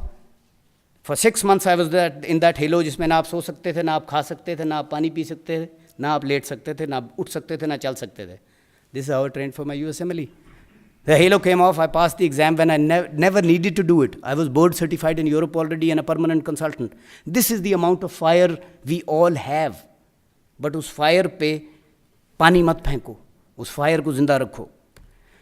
Also, you are the average of the 5 people you spend most time with. So choose wisely, as your association will determine who you are. You can be with superheroes and become a hero. You can be with supervillains and become a villain. But remember, you cannot fly like an eagle if you're working with turkeys. It just doesn't happen. These are 4 Pakistanis. ये बच्चे, ये resident है माजिद का, आपने देखा. बाकी बच्चे उमर, तारिक, ज़िशान, अख्तर, सलमान मजीद, ये सब रेजिडेंसी में हैं, ये सब बीवी बच्चों वाले हैं. बट ये वीकेंड्स पे जाके आपके जैसे बच्चों को कोच करते हैं.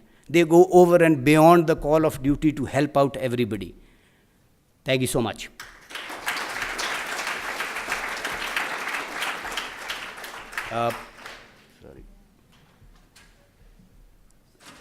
Now I would like to invite Naveen Rahman, who is attorney at law, and she'll talk about visa and immigration. And Naveen has spent a lot of her personal time and Faz as well, and have prepared this talk with you to guide you about any confusion. So we are very much thankful and grateful for your time and commitment. Please.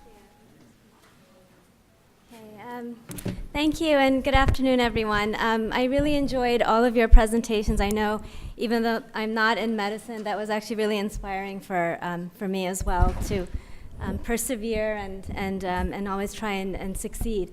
I'm going to try and run through this really quickly so that we can move on to the Q&As. And I'm sure a lot of you already are familiar with a lot of the visa terms, but I just wanted to go over some of the issues with you to sort of demystify the terms that we use. The topics of discussion are non-immigrant visas. These are the temporary work visas that are most commonly obtained for either residency or research. I'll go into very quickly on how to obtain a visa and then run through some common issues or problems. The most common 2 visa classifications are actually the J and the H.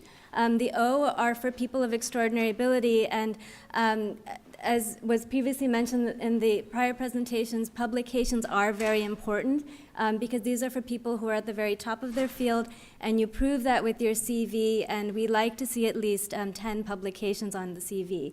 The TN is applicable to Canadians and Mexicans, and the E3 is for Australians. So if any of you here have citizenship in those 3 countries, then you have some additional visa options. Okay, the J1. Now, this is the most common visa that's issued for residency. The J1 is driven by ECFMG. So ECFMG will issue you a DS 2019. It requires USMLE steps 1 and 2.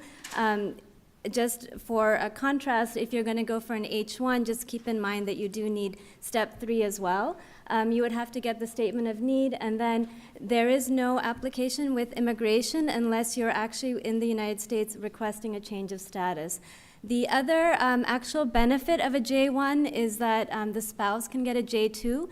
So we have a lot of situations where the principal applicant is on a J1, the spouse gets their EAD, which is the employment authorization, and starts doing residency with the EAD.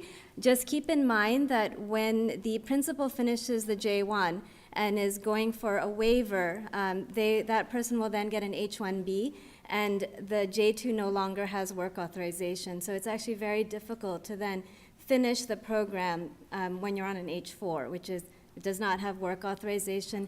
And immigration has become very difficult on allowing the person to change status back to H1B unless the principal J1 has finished their 3-year commitment. Okay. The main problem with the J1 is that there is this 2-year home residence requirement. We'll go into a little bit more on what that means. 214B is a term that's actually thrown at you by the consular officers. This is the requirement that when you're coming on a J1, your home is Pakistan or wherever you're from, and you have significant ties to your home country, and that you're going to come here for your training and you'll go back home. It's very, very important to be able to emphasize that you have no desire to live here permanently in the United States. You're coming here for the benefit of the training to take it back to your home country.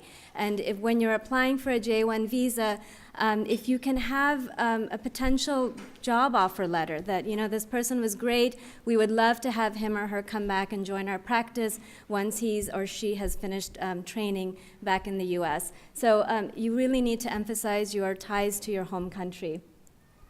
Another thing to keep in mind with the J1 is that it is limited to 7 years. So if you're going to go into some line that requires at least 8 or 9 years of training, such as some of the surgical tracks, it is possible to get an 8th or 9th year extension. You just have to show that there is a need in your home country for that additional training. So another problem, a potential problem with the J1 is that if you're in the United States requesting a change of status from a tourist or B1 visa to the J1, there is no premium processing. So what this looks like in terms of timing, you will find out that you've matched in March. You will get your contract and everything done with ECFMG. It will be around mid to end of April. And then you really have about 5 to 6 weeks to get this done. If you request a change of status with the USCIS, it will take them approximately 2 months to process that application, and you can't actually start your program until the application is granted. It is possible to try and request an expedite. We've been successful in actually getting J1 through in 2 weeks. Tried to emphasize with the Vermont Service Center that there is a time sensitivity, and it worked. The other more faster route would maybe to actually go home and get your visa. And APPNA has been great in really pushing through the visa process for people who've, you have to be very, very diligent and get it done quickly. Try and get your visa appointment done by the beginning of May, so there is time, if there is a security check, that you're giving them the time to complete all of that process, and you'll have your visa issued by the beginning of June. Okay. It's also possible to get a J1 for research, and the J1, when you're doing this for research, is actually issued by the university. All universities have J1 programs for teachers, visiting scholars, and researchers. It is possible to become subject to the 2-year home residence requirement based on research if there's any form of government funding. So if there's a Fulbright, you will absolutely be J1 subject, and it's impossible to get a waiver off of a Fulbright. There are certain countries that are on the J1 skills list where the State Department has said that there is a shortage of certain skills from this country, and if you're from that country and there's a tangential relationship with the skills, then you are going to be subject. Thankfully, for the last skills list that was published, Pakistan was actually removed from the skills list, so that's not so much an issue anymore. It is possible to transition from J1 research to either a J1 for residency or a J1 or to an H1. Just keep in mind that when you're transitioning from J1 research to clinical, you have to be able to justify to ECFMG the nexus between your research and your clinical training. It has to make sense to them that why you're progressing from one program to another. The 2-year home residence requirement basically means that you cannot get an H visa, an L visa, which is for intercompany transfers and doesn't really apply to you guys, or a green card unless you've gone home for 2 years. The J1 is, it also doesn't allow someone to change status within the United States. So if you're on a J1 and you want to switch back to an F1 or a J2, you can't do that. You have to go back, get a visa, and then come back to the U.S. It is possible to, you can get a whole host of other visas, but you can't change status. So if you go for an O1, once the petition is approved, you do need to go back home to get a visa stamp and then come back. Most programs will prefer and recommend the J1 for training, I think I went through all this, yeah. And then just also keep in mind that J2 visa holders also become subject. So even if the spouses separate, the J2 still has to deal with the 2-year home residence requirement. Okay, so what do you do if you're subject? You can go home. You can do it in aggregate as well. So if you get an O1 visa, you can plan to go home for 2 months every year, and then eventually you'll have the 24 months to get the waiver, to get that obligation completed. You can get a waiver of the 2-year requirement, or you can put it off and get some other visa in the meantime. If you, the J1 obligation to go home is specific to the country that you've designated on your DS 2019. So from the time that you come to the U.S., if you then obtain citizenship in another country such as Canada, you cannot fulfill that requirement in a third country. You do have to go back to the initial country of residence. Okay. All right, and then you can, of course, get a waiver of the 2-year requirement. The most common one is the first one, which is the Conrad 30 program. Every state in the country has a Conrad program. Most of the waivers that are granted are for primary care. There are certain states that will give them to specialists, but there is definitely an emphasis for primary care, OBGYN, psychiatry, and pediatrics. It is possible to also get a waiver through the VA. The VA has been notoriously difficult, so just keep that in mind for anyone who's looking at the VA. You can also get a waiver from HHS for primary care in an underserved area, or you can do it based on your research as well. It's possible to get a hardship waiver. Hardships are based on hardship to a U.S. citizen anchor relative. So that would be somebody who's either a U.S. citizen or a permanent resident, but a child or a spouse of the J1. A persecution waiver is very similar to getting an asylum case. Anyone who's interested in going for a persecution, just understand what that would mean for a potential trip back home.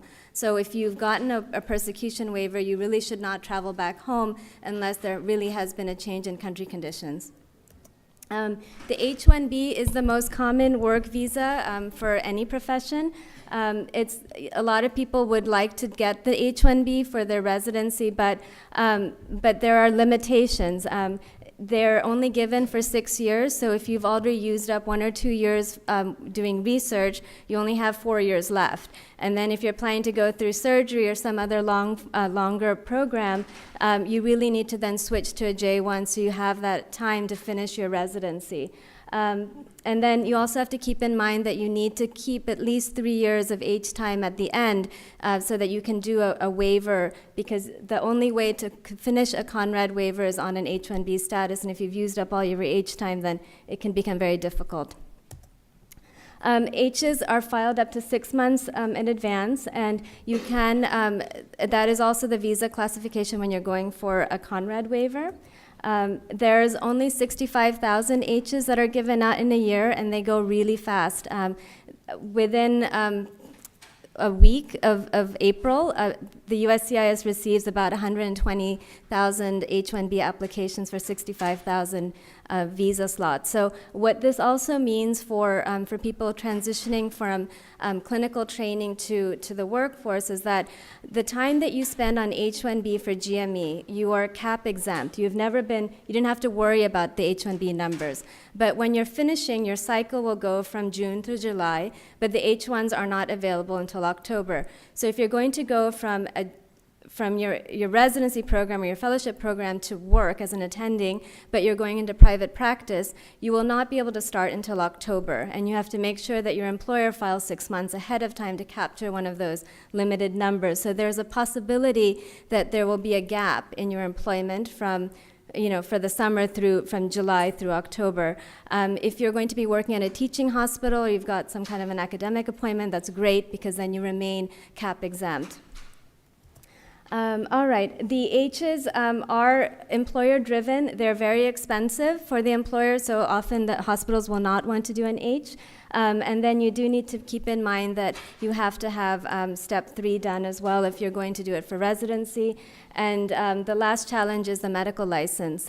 More and more we're seeing the state medical boards requiring either the H-1B to be granted before they will issue you the license. So you get a bit of a chicken and egg situation because immigration won't give you the visa until you have the license. And then you have to show that you've met all the licensure requirements. And as soon as you get your visa in place, that the state will issue you the license. These are just some of the fees that are associated with the H.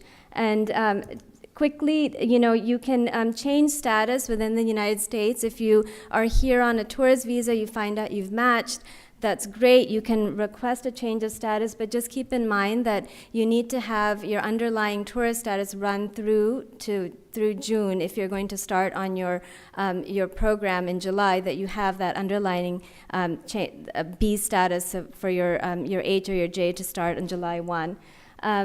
You also don't want to come into the United States on a tourist visa and then immediately file for a change of status. That's considered fraud. And then also, there are future repercussions in getting another visa. If you've come to the United States as a tourist, you've applied to a change of status for an H, that may mean that later on the consular officer might not be too happy with you when you're going to get your visa, or if you're going to, if you've got a spouse who's going to follow you, they might not be too happy with your spouse that you came and changed your status within the U.S. The J, there is a change of status application, but there's no premium processing. H's are a little bit easier because you can pay an additional $1,200 and the application can be done in 2 weeks. All right, consular processing, this means going back to the consulate for your visa. The preferred is that you go back to your home country, but you can also apply at a U.S. consulate in Canada or Mexico. You do need to make sure that this is a renewal. So if you're going for your first J1, a consulate in Canada is not going to give it to you. They'll have you go back to Pakistan to get your first J1 back home, and then thereafter you can get your renewals done in Canada. There are security checks. The most common one is the Condor, and that one is the one where you are from a predominantly Muslim country, and they are basically now taking about 2 weeks, but you want to make sure that you get your application in quickly enough so that if there is any delays, that the APPNA or a local congressional office can step in and get that expedited. The mantis is mostly for people from China or India, doesn't really apply. The donkey is when there's an actual hit. So this is when there's a name match, and this can take a very long time to try and get this type of a visa clearance passed. NCIC, this is when there's an actual criminal hit in the system, and if there is something like that where there was some form of petty crime or something in the U.S., just make sure that you have all of the documents with you when you go for your visa applications. It will go through much more quickly. And then there is once there is such a problem, we can't actually intervene unless at least 60 days have gone by, but we do it through our State Department connection. But APPNA has been great, so definitely as soon as you go for your interview, provide your passport information, date of interview, so that they can start monitoring the case and following up with their direct channels. PIMS, this is just one other thing to keep in mind, that when you have an H-1B approval, even though you may have a copy of the document, unless it's in this database that's shared between Immigration and the State Department, they will not issue you the visa. This is just a way to make sure that there's no fraudulent claims for a visa. All right, I think at this point I'm going to stop, and then we'll carry on with the Q&As. Thank you.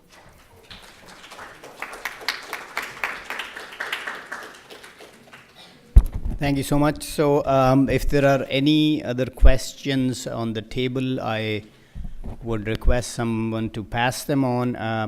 I have another request, and I'm begging everybody not to bother the speakers when you see them with their families, with their wife, with their kids in the corridors. That happens a lot, that it is their vacation और उन्होंने बहुत investment की है just to be here to lecture, to answer your questions. We'll try answer as many as we can, but if you see in corridors, please do not plague them, because then they are reluctant to spend their vacation over here, and that's understandable, क्योंकि वो भी बीवी बच्चों वाले और they have their own life and priorities. Your life is important to them, but they cannot sacrifice their own at your expense.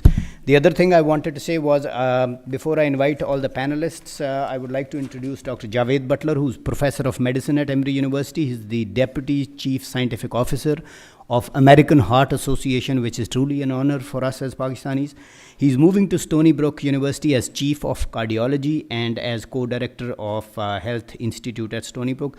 Faz Bhora is Chief of Thoracic Surgery. He's the Director of Thoracic Surgical Oncology, Thoracic Surgery Research, Robotic Thoracic Surgery, and Co-Director of Airway Center at Mount Sinai Health System. I'll request all the speakers and the panelists to please take a seat. And then we'll go through the most frequently asked. We'll also like to request Dr. Adil Bhatt to join us as a panelist.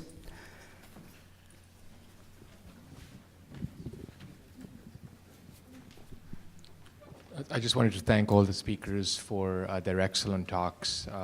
This really was one of the excellent sessions that we've had, and we've had several of these over the last many years. So thank you to all the speakers. So we'd like, I think we're going to have like a moderated set of questions.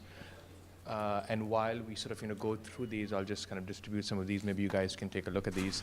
I just wanted to take a minute to introduce a young graduate who has matched with us in surgery, who I think embodies kind of the qualities that you should aspire to.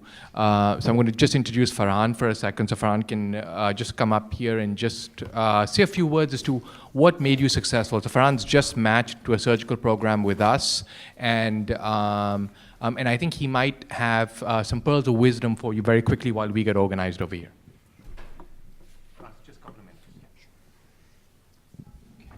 Assalamu alaikum everyone. I am Farhan Nateem.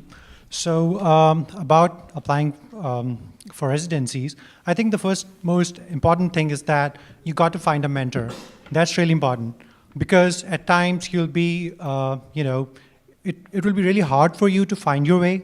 So that's one thing. The other thing, scores, you need to score high. If you have good scores, your chances higher. Literally, there are filters, and you got to score high to just get through it. The other thing is that visa status helps a lot. You got to have perseverance. You got to believe what you want to do. You need to have a goal. You need to have a goal. I would say that again. And you got to decide first that whether do you want to do surgery, you want to do medicine, or you want to do psychiatry, and prepare yourself for that. So that's pretty much it. One request I'll make of the panelists. I've seen a few questions. What is the value of research and XYZ? So we'll not answer the questions that have already been answered in the talks. So there's a question regarding observerships and externships, etc.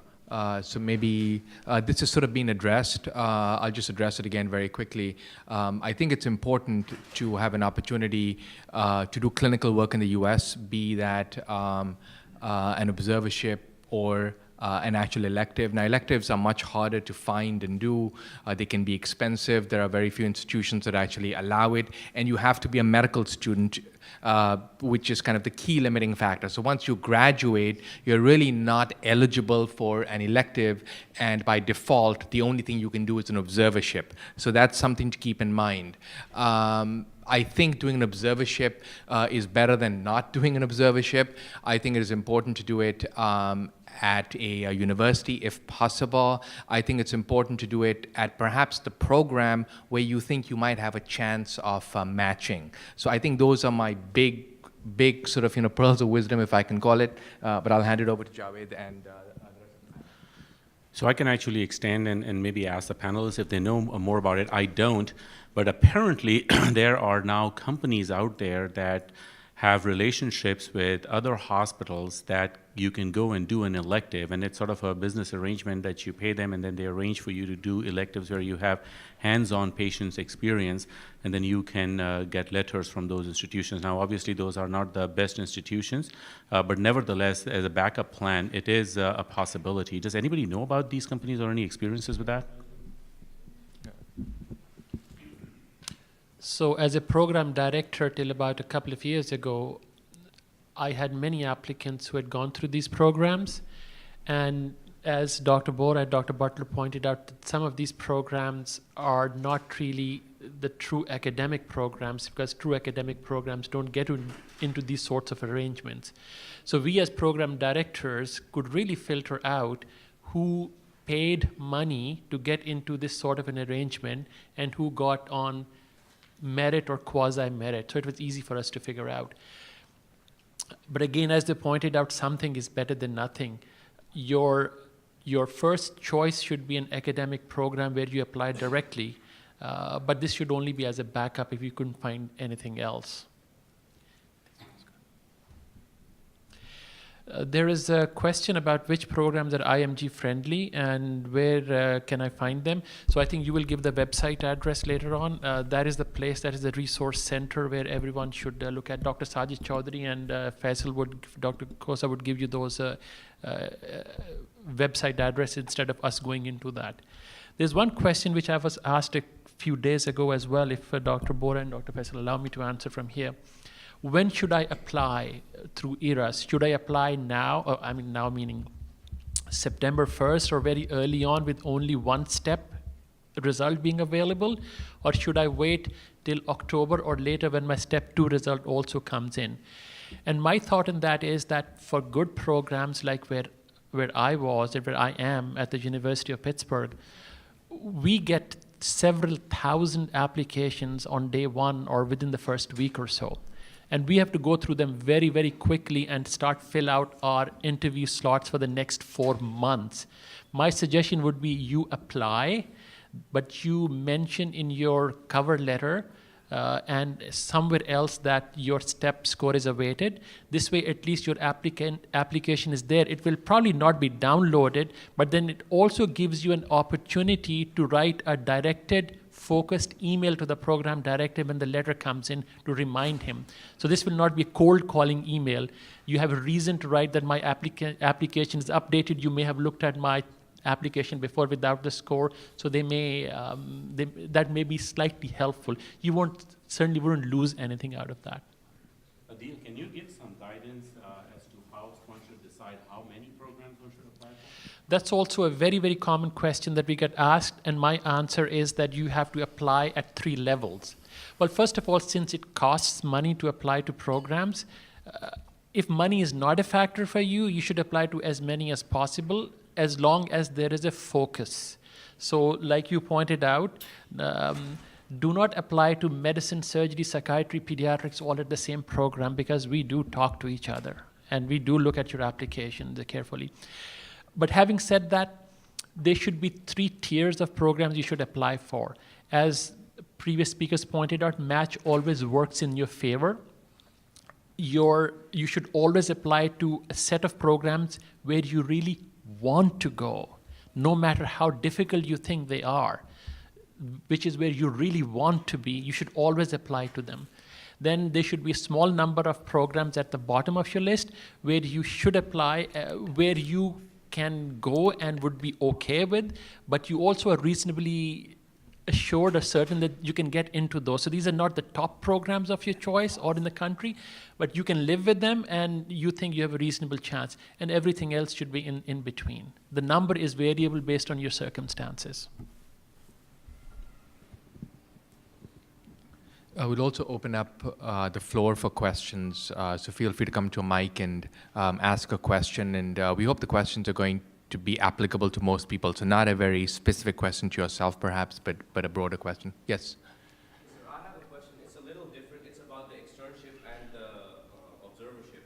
Some of us have like green card or citizenship, and we are allowed to work here, so we can get like jobs like in different healthcare setup. Like I'm working at a clinic in Pentagon as a... So what's your question? Is that superior to electives, or like if you're working as a medical assistant at a clinic or at a hospital? I think any job that you do, if it's related to what you ultimately want to do and you do a good job at it, I think would be helpful. Of course, ideally you want to be working at an institution where you might have a shot of getting a position. So that would be my ideal sort of situation. But yes, I mean, whatever you can get your hands on, but it has to be related. So if you're working as a medical assistant, I think that's a reasonable thing to do if that's all that you have available to you. I mean, I think if you think about it from a residency program director perspective, what they are looking for is what is the value add for you versus some other applicant. So in that sense, if you're working in some capacity, but that capacity is not needed for you to be a resident, then that is really not a value add.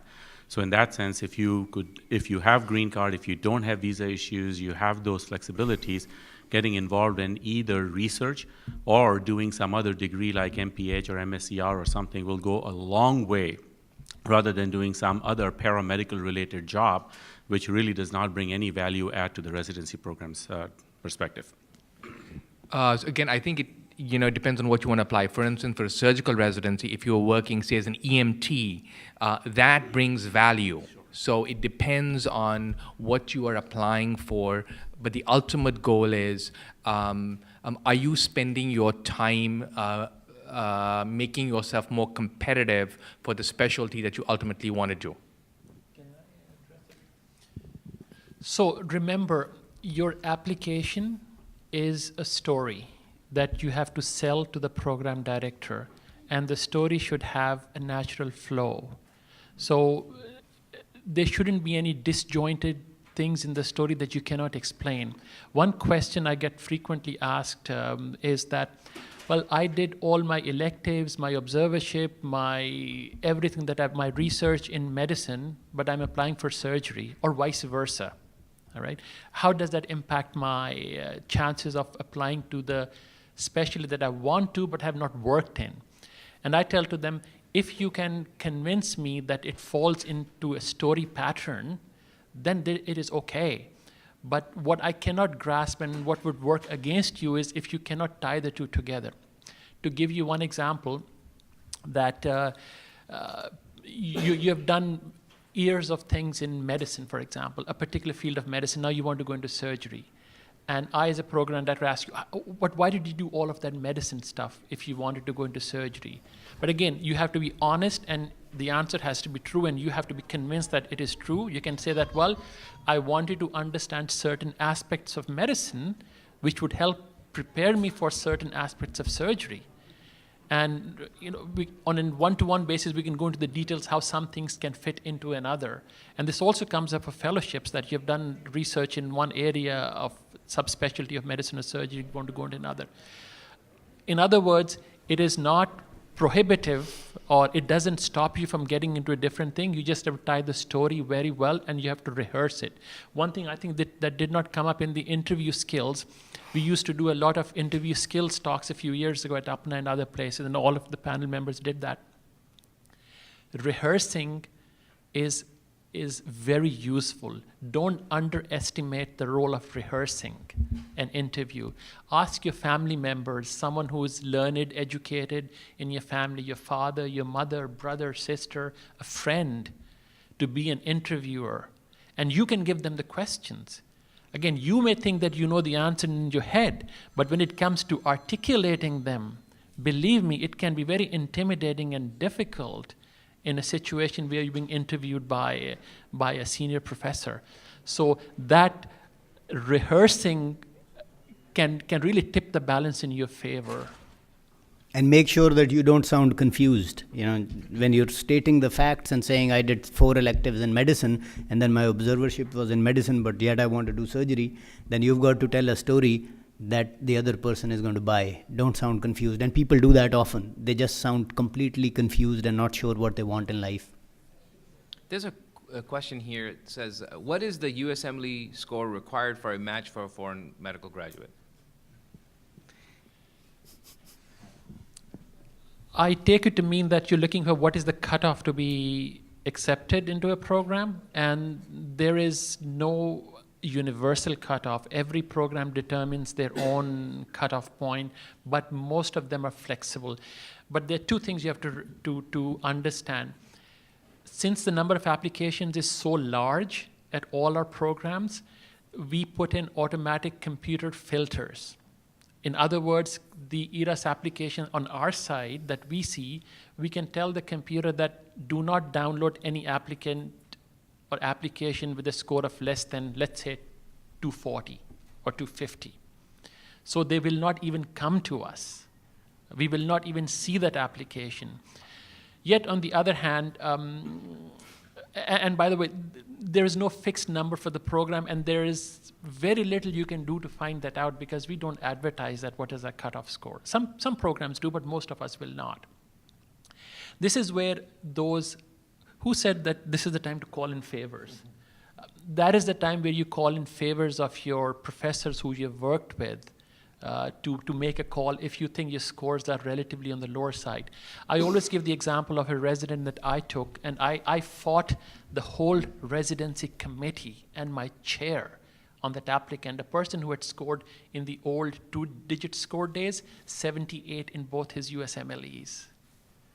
And my program, the International Scholars Program, was one of the most competitive programs in this country.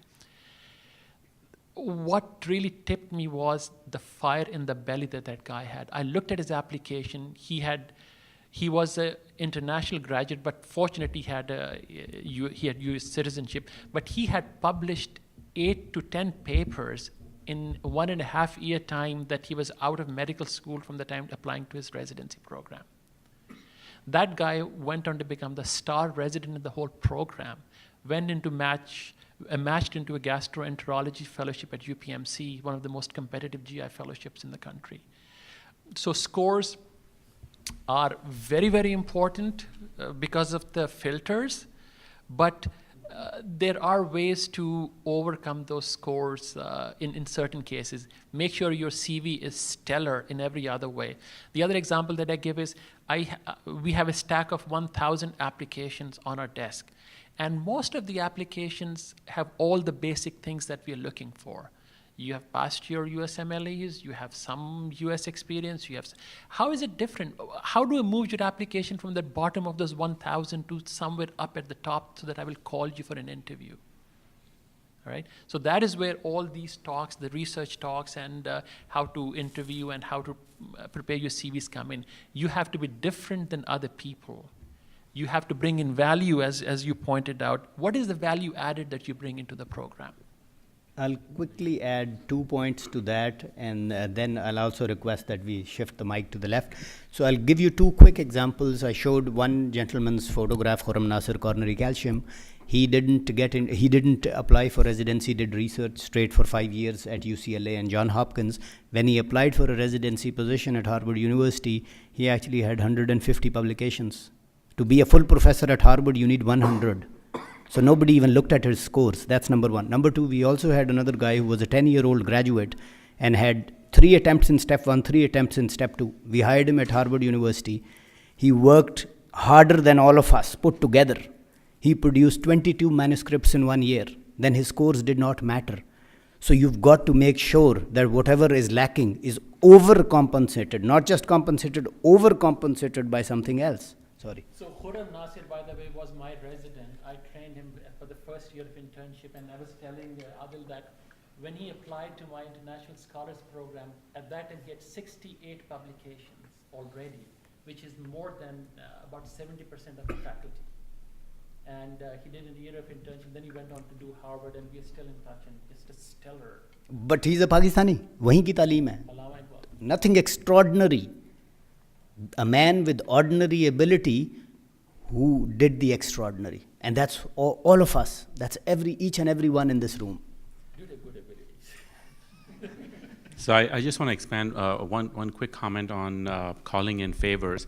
So one good and bad thing about this society and this culture is that people are polite and they treat adults like adults. So the good thing is that nobody will be micromanaging you and nobody will be shouting at you, but the bad part is that nobody will be micromanaging you and nobody will be shouting at you. So people have years and years of experience with working with junior colleagues, and people, get all the messages. Who's working, who's not working, who's working hard, who's trying to play the system, who's cutting corners. So if you are really sincere and if you produce on timeliness with good products, that is where people will pick up the phone and will work for you to make things work out for you. But on the other hand, though, if you think that people owe you just because you have been with them for a year or something like that, but that whole year your mentor is just sort of trying to get rid of you because you're just not being productive, they will not call. This is just basic human interaction. If somebody likes you because of the quality of the work, they will call favors for you, but they will not call favors for you if they don't have that bonding. Just to reiterate, I think it is critical to have a mentor. So find yourself a mentor early on while you're in medical school. Adil kind of highlighted his mentor. I had a mentor when I started out. I wish I had a mentor sooner, but I think we've all been successful in part because of our mentors, and the sooner you find one, the better. Well, there are a couple of questions here, but before I go to the question, I know Faisal said not to bother the panel in the evening, but Javed told me that he doesn't mind to be bothered, and he prefers to be called after 1 in the morning. So please feel free to call him afterwards. Phone number starts with 617. Okay, so the first question I have is research work. Does it count if it's not published yet? So yes, it counts if you have a structured program, a structured research done, and if it's IRB approved, it might still be in the process. And you should be able to describe your research. Once they start asking questions, and half the time what happens is that they have written down in their accomplishments about the research and all those things, and when you start questioning, they don't know A, B, C, D of that research. And that happens very often, and that makes that candidate look very bad in my eyes. So if you mention anything on your CV, you have to know inside and out of that. Don't just copy from somebody else's CV. The other thing is about couples match. They're asking if it's better if both the partners apply for the same program or or different programs. The thing is that with a small program, if both the partners are applying the same program, at least in my program, it becomes very challenging, because if one person takes vacation, the other person have to take the vacation at the same time, and the call is scheduled and all those things, that makes it very difficult. So we prefer not to have couples match in our program. Larger programs probably it doesn't count as much. It's always challenging when you're a couples match in 2 different programs that you have to coordinate with the other program as well. Sometimes it works, sometimes it doesn't work. So it's probably if at least one of the partner in the couples match is very strong, that can pull the other person up as well. So it can work both ways, but if both the partners in the couples match are not that strong, then it's not going to work. Dr. Rubina is a member of the YPC, please.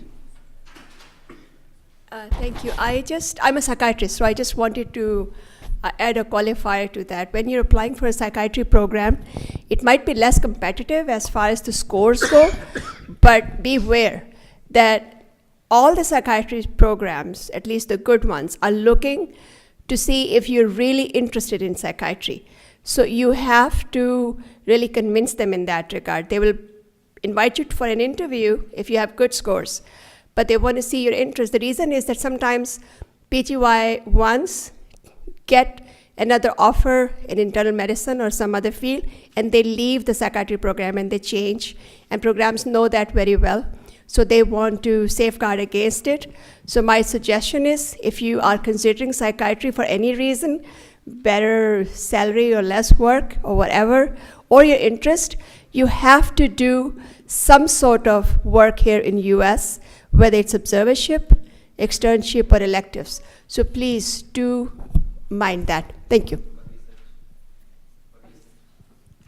So a couple of questions, just going over quickly. What are the transitional year residency programs? Transitional year residency programs are the ones, there are a number of residency programs which require 1 or 2 years, or mostly 1 year, primary care. For example, dermatology. For example, if you want to go to neurology, you want to have 1 year transition program. Most of these transitional year requires that you have a pre-match in neurology or whatever the program you want to go into. So they're not going to give you transitional year unless you have already matched into neurology or whatever the program you want to be. So for that reason, it's probably not that easy, and there are limited numbers. I think that is also answered.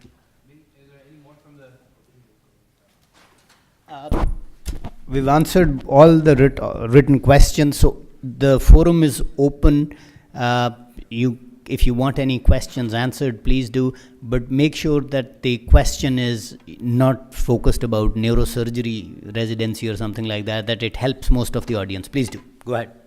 I don't have a question, I just have a small comment. My name is Umar Tariq. I'm actually a radiology resident at Kaiser Health System in Pennsylvania. I just wanted to make one small comment. In 2009, when I graduated, I was told that it's very competitive to match into radiology. What I did, I went to Stanford University. I did a postdoctoral research fellowship for a couple of years, produced 9 papers, and I matched into radiology. I interviewed at Harvard, at Yale, at Oregon, and that went pretty well. 2 things that really helped me was my 9 notifications. I was able to talk about them, and I also made a website to guide medical students, which was actually supported by APPNA in 2009. So that really helped.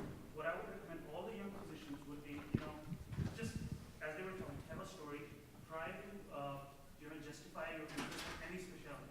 You can match into any specialty from radiology to dermatology. Just prepare early, score high. Even if you don't score high, just prepare yourself well, do research, do externships, selective whatever. Thank you for your comment. I think what you mean really is that showing initiative makes a difference. And it's one of those things, I mean, I think the comment just recently made about psychiatry, it's a great and wonderful and needed field. But they don't want people who don't want to be psychiatrists. And so if you're able to show that you want to do it, great. But if you were doing it just to get your foot in the door and then you're going to be miserable later, then, psychiatrists do have a very high level of suicide rate as well. So don't be one of those.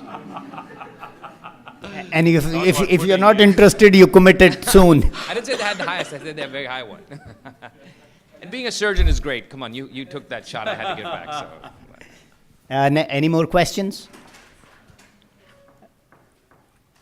Yes, please. So what is the impact of externship that the baseball has on the application? As they said, something is better than nothing. The impact determines there are many independent variables. So that's your score is an independent variable. If your scores are exceptional, that helps a lot. If your scores are marginal, a paid thing will not help much. So one size will not fit all. It all depends on what your story is and what your equation is and how that fits into that equation. most of the time, programs don't even know whether you paid for that externship or not. So that information doesn't translate to us. If it's a reputable program, if you have good experience, if you got a good letter of recommendation from that program, by all means, go for it. For Pakistani medical graduates, how important is it for, if we get in our application process with Pakistani LORs or researches or whatnot, or house job, for instance? Just one comment before that. Regarding externship, observership, or clerkship, actually clerkship is for medical students, something is better than nothing, because even if you can get in a reputed program, in a university program, academic program, that's excellent, best. But if you cannot somehow, any program that will give you experience with the US experience as well as familiarization with the US healthcare system. So that will help you in the interview processing, how the system works, who is the case manager, who is the nurse practitioner, who is physician assistant, what's the protocol. So that will help you in the interviewing process. So in that sense, anything is better than nothing. And I just showed you examples of 10 people, medical students in Pakistan, from Dow, from Aga Khan, from KE, from Allama Iqbal, doing research remotely with our team. So, they have published papers with us. We will give them LORs. So just be creative. If they can do it, anybody in this room can do it. Yeah, I would reiterate that also about the house job, doing that in Pakistan. If you have the opportunity and if you did it and you did a good job of it, it will certainly count in your favor, because people like anything you've done that makes you a better candidate will help you. It won't hurt you. Now, if you did do house job, but you did two different things and there was a huge gap in the middle and your story just doesn't seem right or doesn't flow seamlessly, then it could hurt you. But if it's a good story that, okay, well, the guy did, a year in psychiatry house job because they thought that was important and then wrote 2 papers as they were an intern, and now they're applying, obviously that's a better candidate than somebody who has 0 experience. And then about the LORs, because in US there is accountability. If I write a letter of recommendations for somebody and that guy or girl does not perform at all, I am accountable. I can be taken to court. Whereas in Pakistan, neither somebody can call and confirm, and they are not held accountable. So that is why those letters have less value. That's understandable. Yes, please. Somebody was asking. My question is related to his question, and my question is, I'm already working as an internal medicine resident back in Pakistan. So I've been working here till present, and I do have a great LOR from them, but I already have 3 LOR from US too. So my question is, do I upload 2 LOR from US and 1 from them, or should I go all US? There's no minimum limit on letter of recommendations. If you have great letters from all 4, put all 4 of them in there. There's no maximum that you have to limit yourself. Yeah, they are limited to 3 LOR now. Yeah. Oh, is that right? So then whoever you are working with most recently before the application, one must be that person. But it would be good to have an American person on it Yeah, as well. yeah. So if I were in your circumstance, I would use 1 American at least, so that you have validity from somebody from here that you could phone, and then others from over there, especially if it's the chair of a department and so on. If the person has overseas credentials, that are understandable, so if somebody has, an FCPS, everybody knows what that is, those things makes a difference.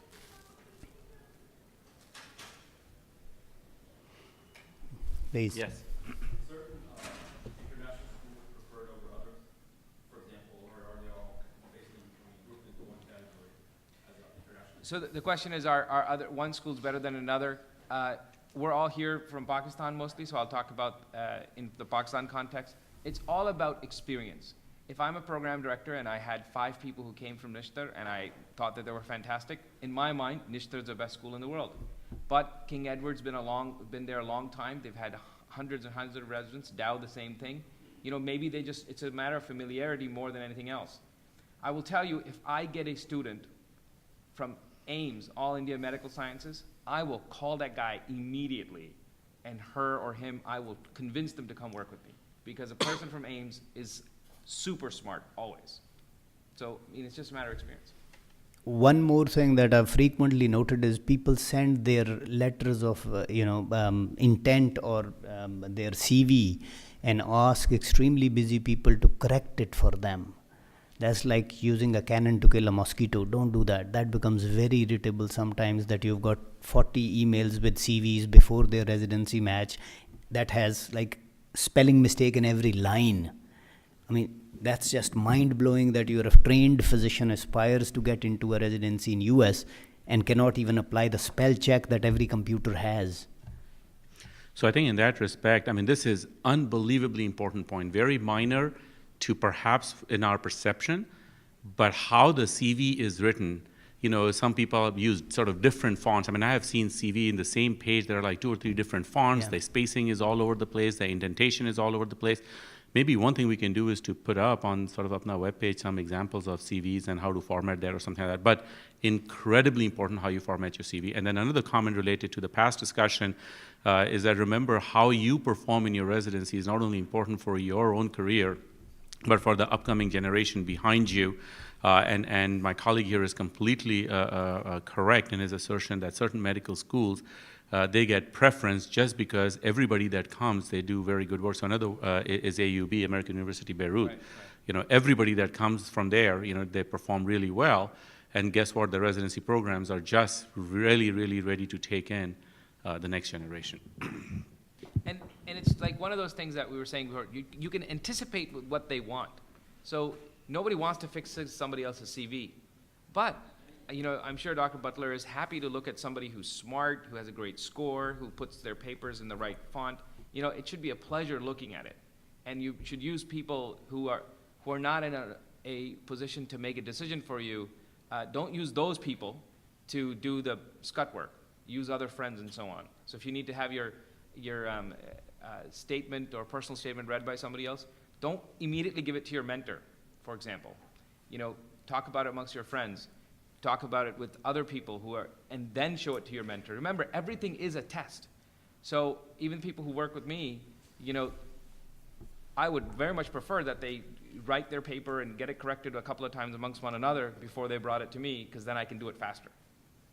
So, you know, try to optimize the time of people wisely, because you can only get so much. There was a question here, please.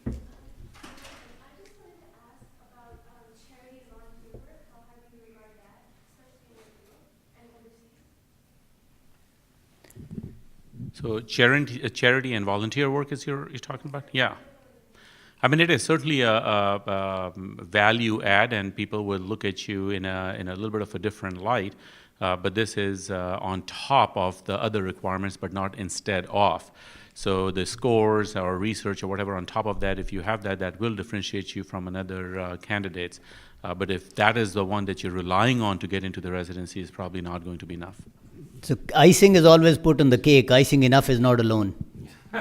Yeah, programs want to see multifaceted personalities. If you are just a bookworm and this is all what you have done, then probably that might not be as good a person as somebody who has, you know, played music and excelled in sports and have multifaceted personality. So all these things help. Any more questions? So sorry, go ahead, please.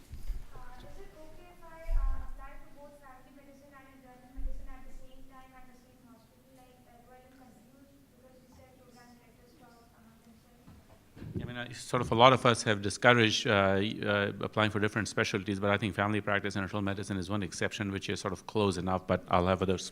Well, to me, it sort of signified that this person doesn't know what they want to do, and they just want to get their foot in the door, and then they will decide. And it happens quite often that people get into family practice, and the next year they want to switch to internal medicine. And most programs don't look at those people very favorably.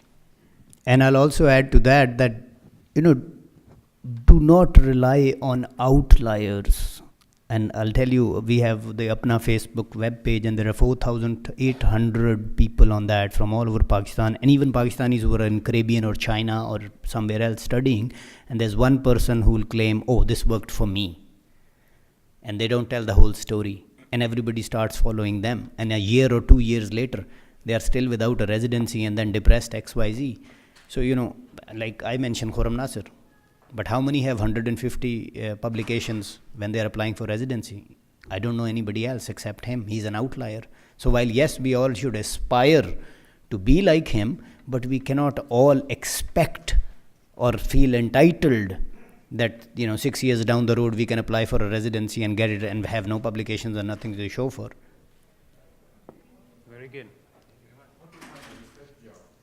Well, research jobs are advertised all over in every journal. You go to surgical journal, radiology journal, medicine journal. On that APPNA Facebook web page, I regularly advertise jobs in radiology and internal medicine and sometimes oncology. So that's a search you've got to do. All these journals are online and you can search for jobs, whatever speciality there is. The problem is that people come to Javed Butler and say, oh, get me a research job in medicine or get me a research job in surgery. That's not how it works. If you worked with Javed Butler in some capacity, even remote mentoring or maybe meta-analysis, he can help you. But otherwise, he's getting hundreds of CVs and hundreds of people trying to meet him every month to try and get a job, research job. So you've got to do that homework for yourself. And every single journal of every single speciality advertises those research jobs every single month.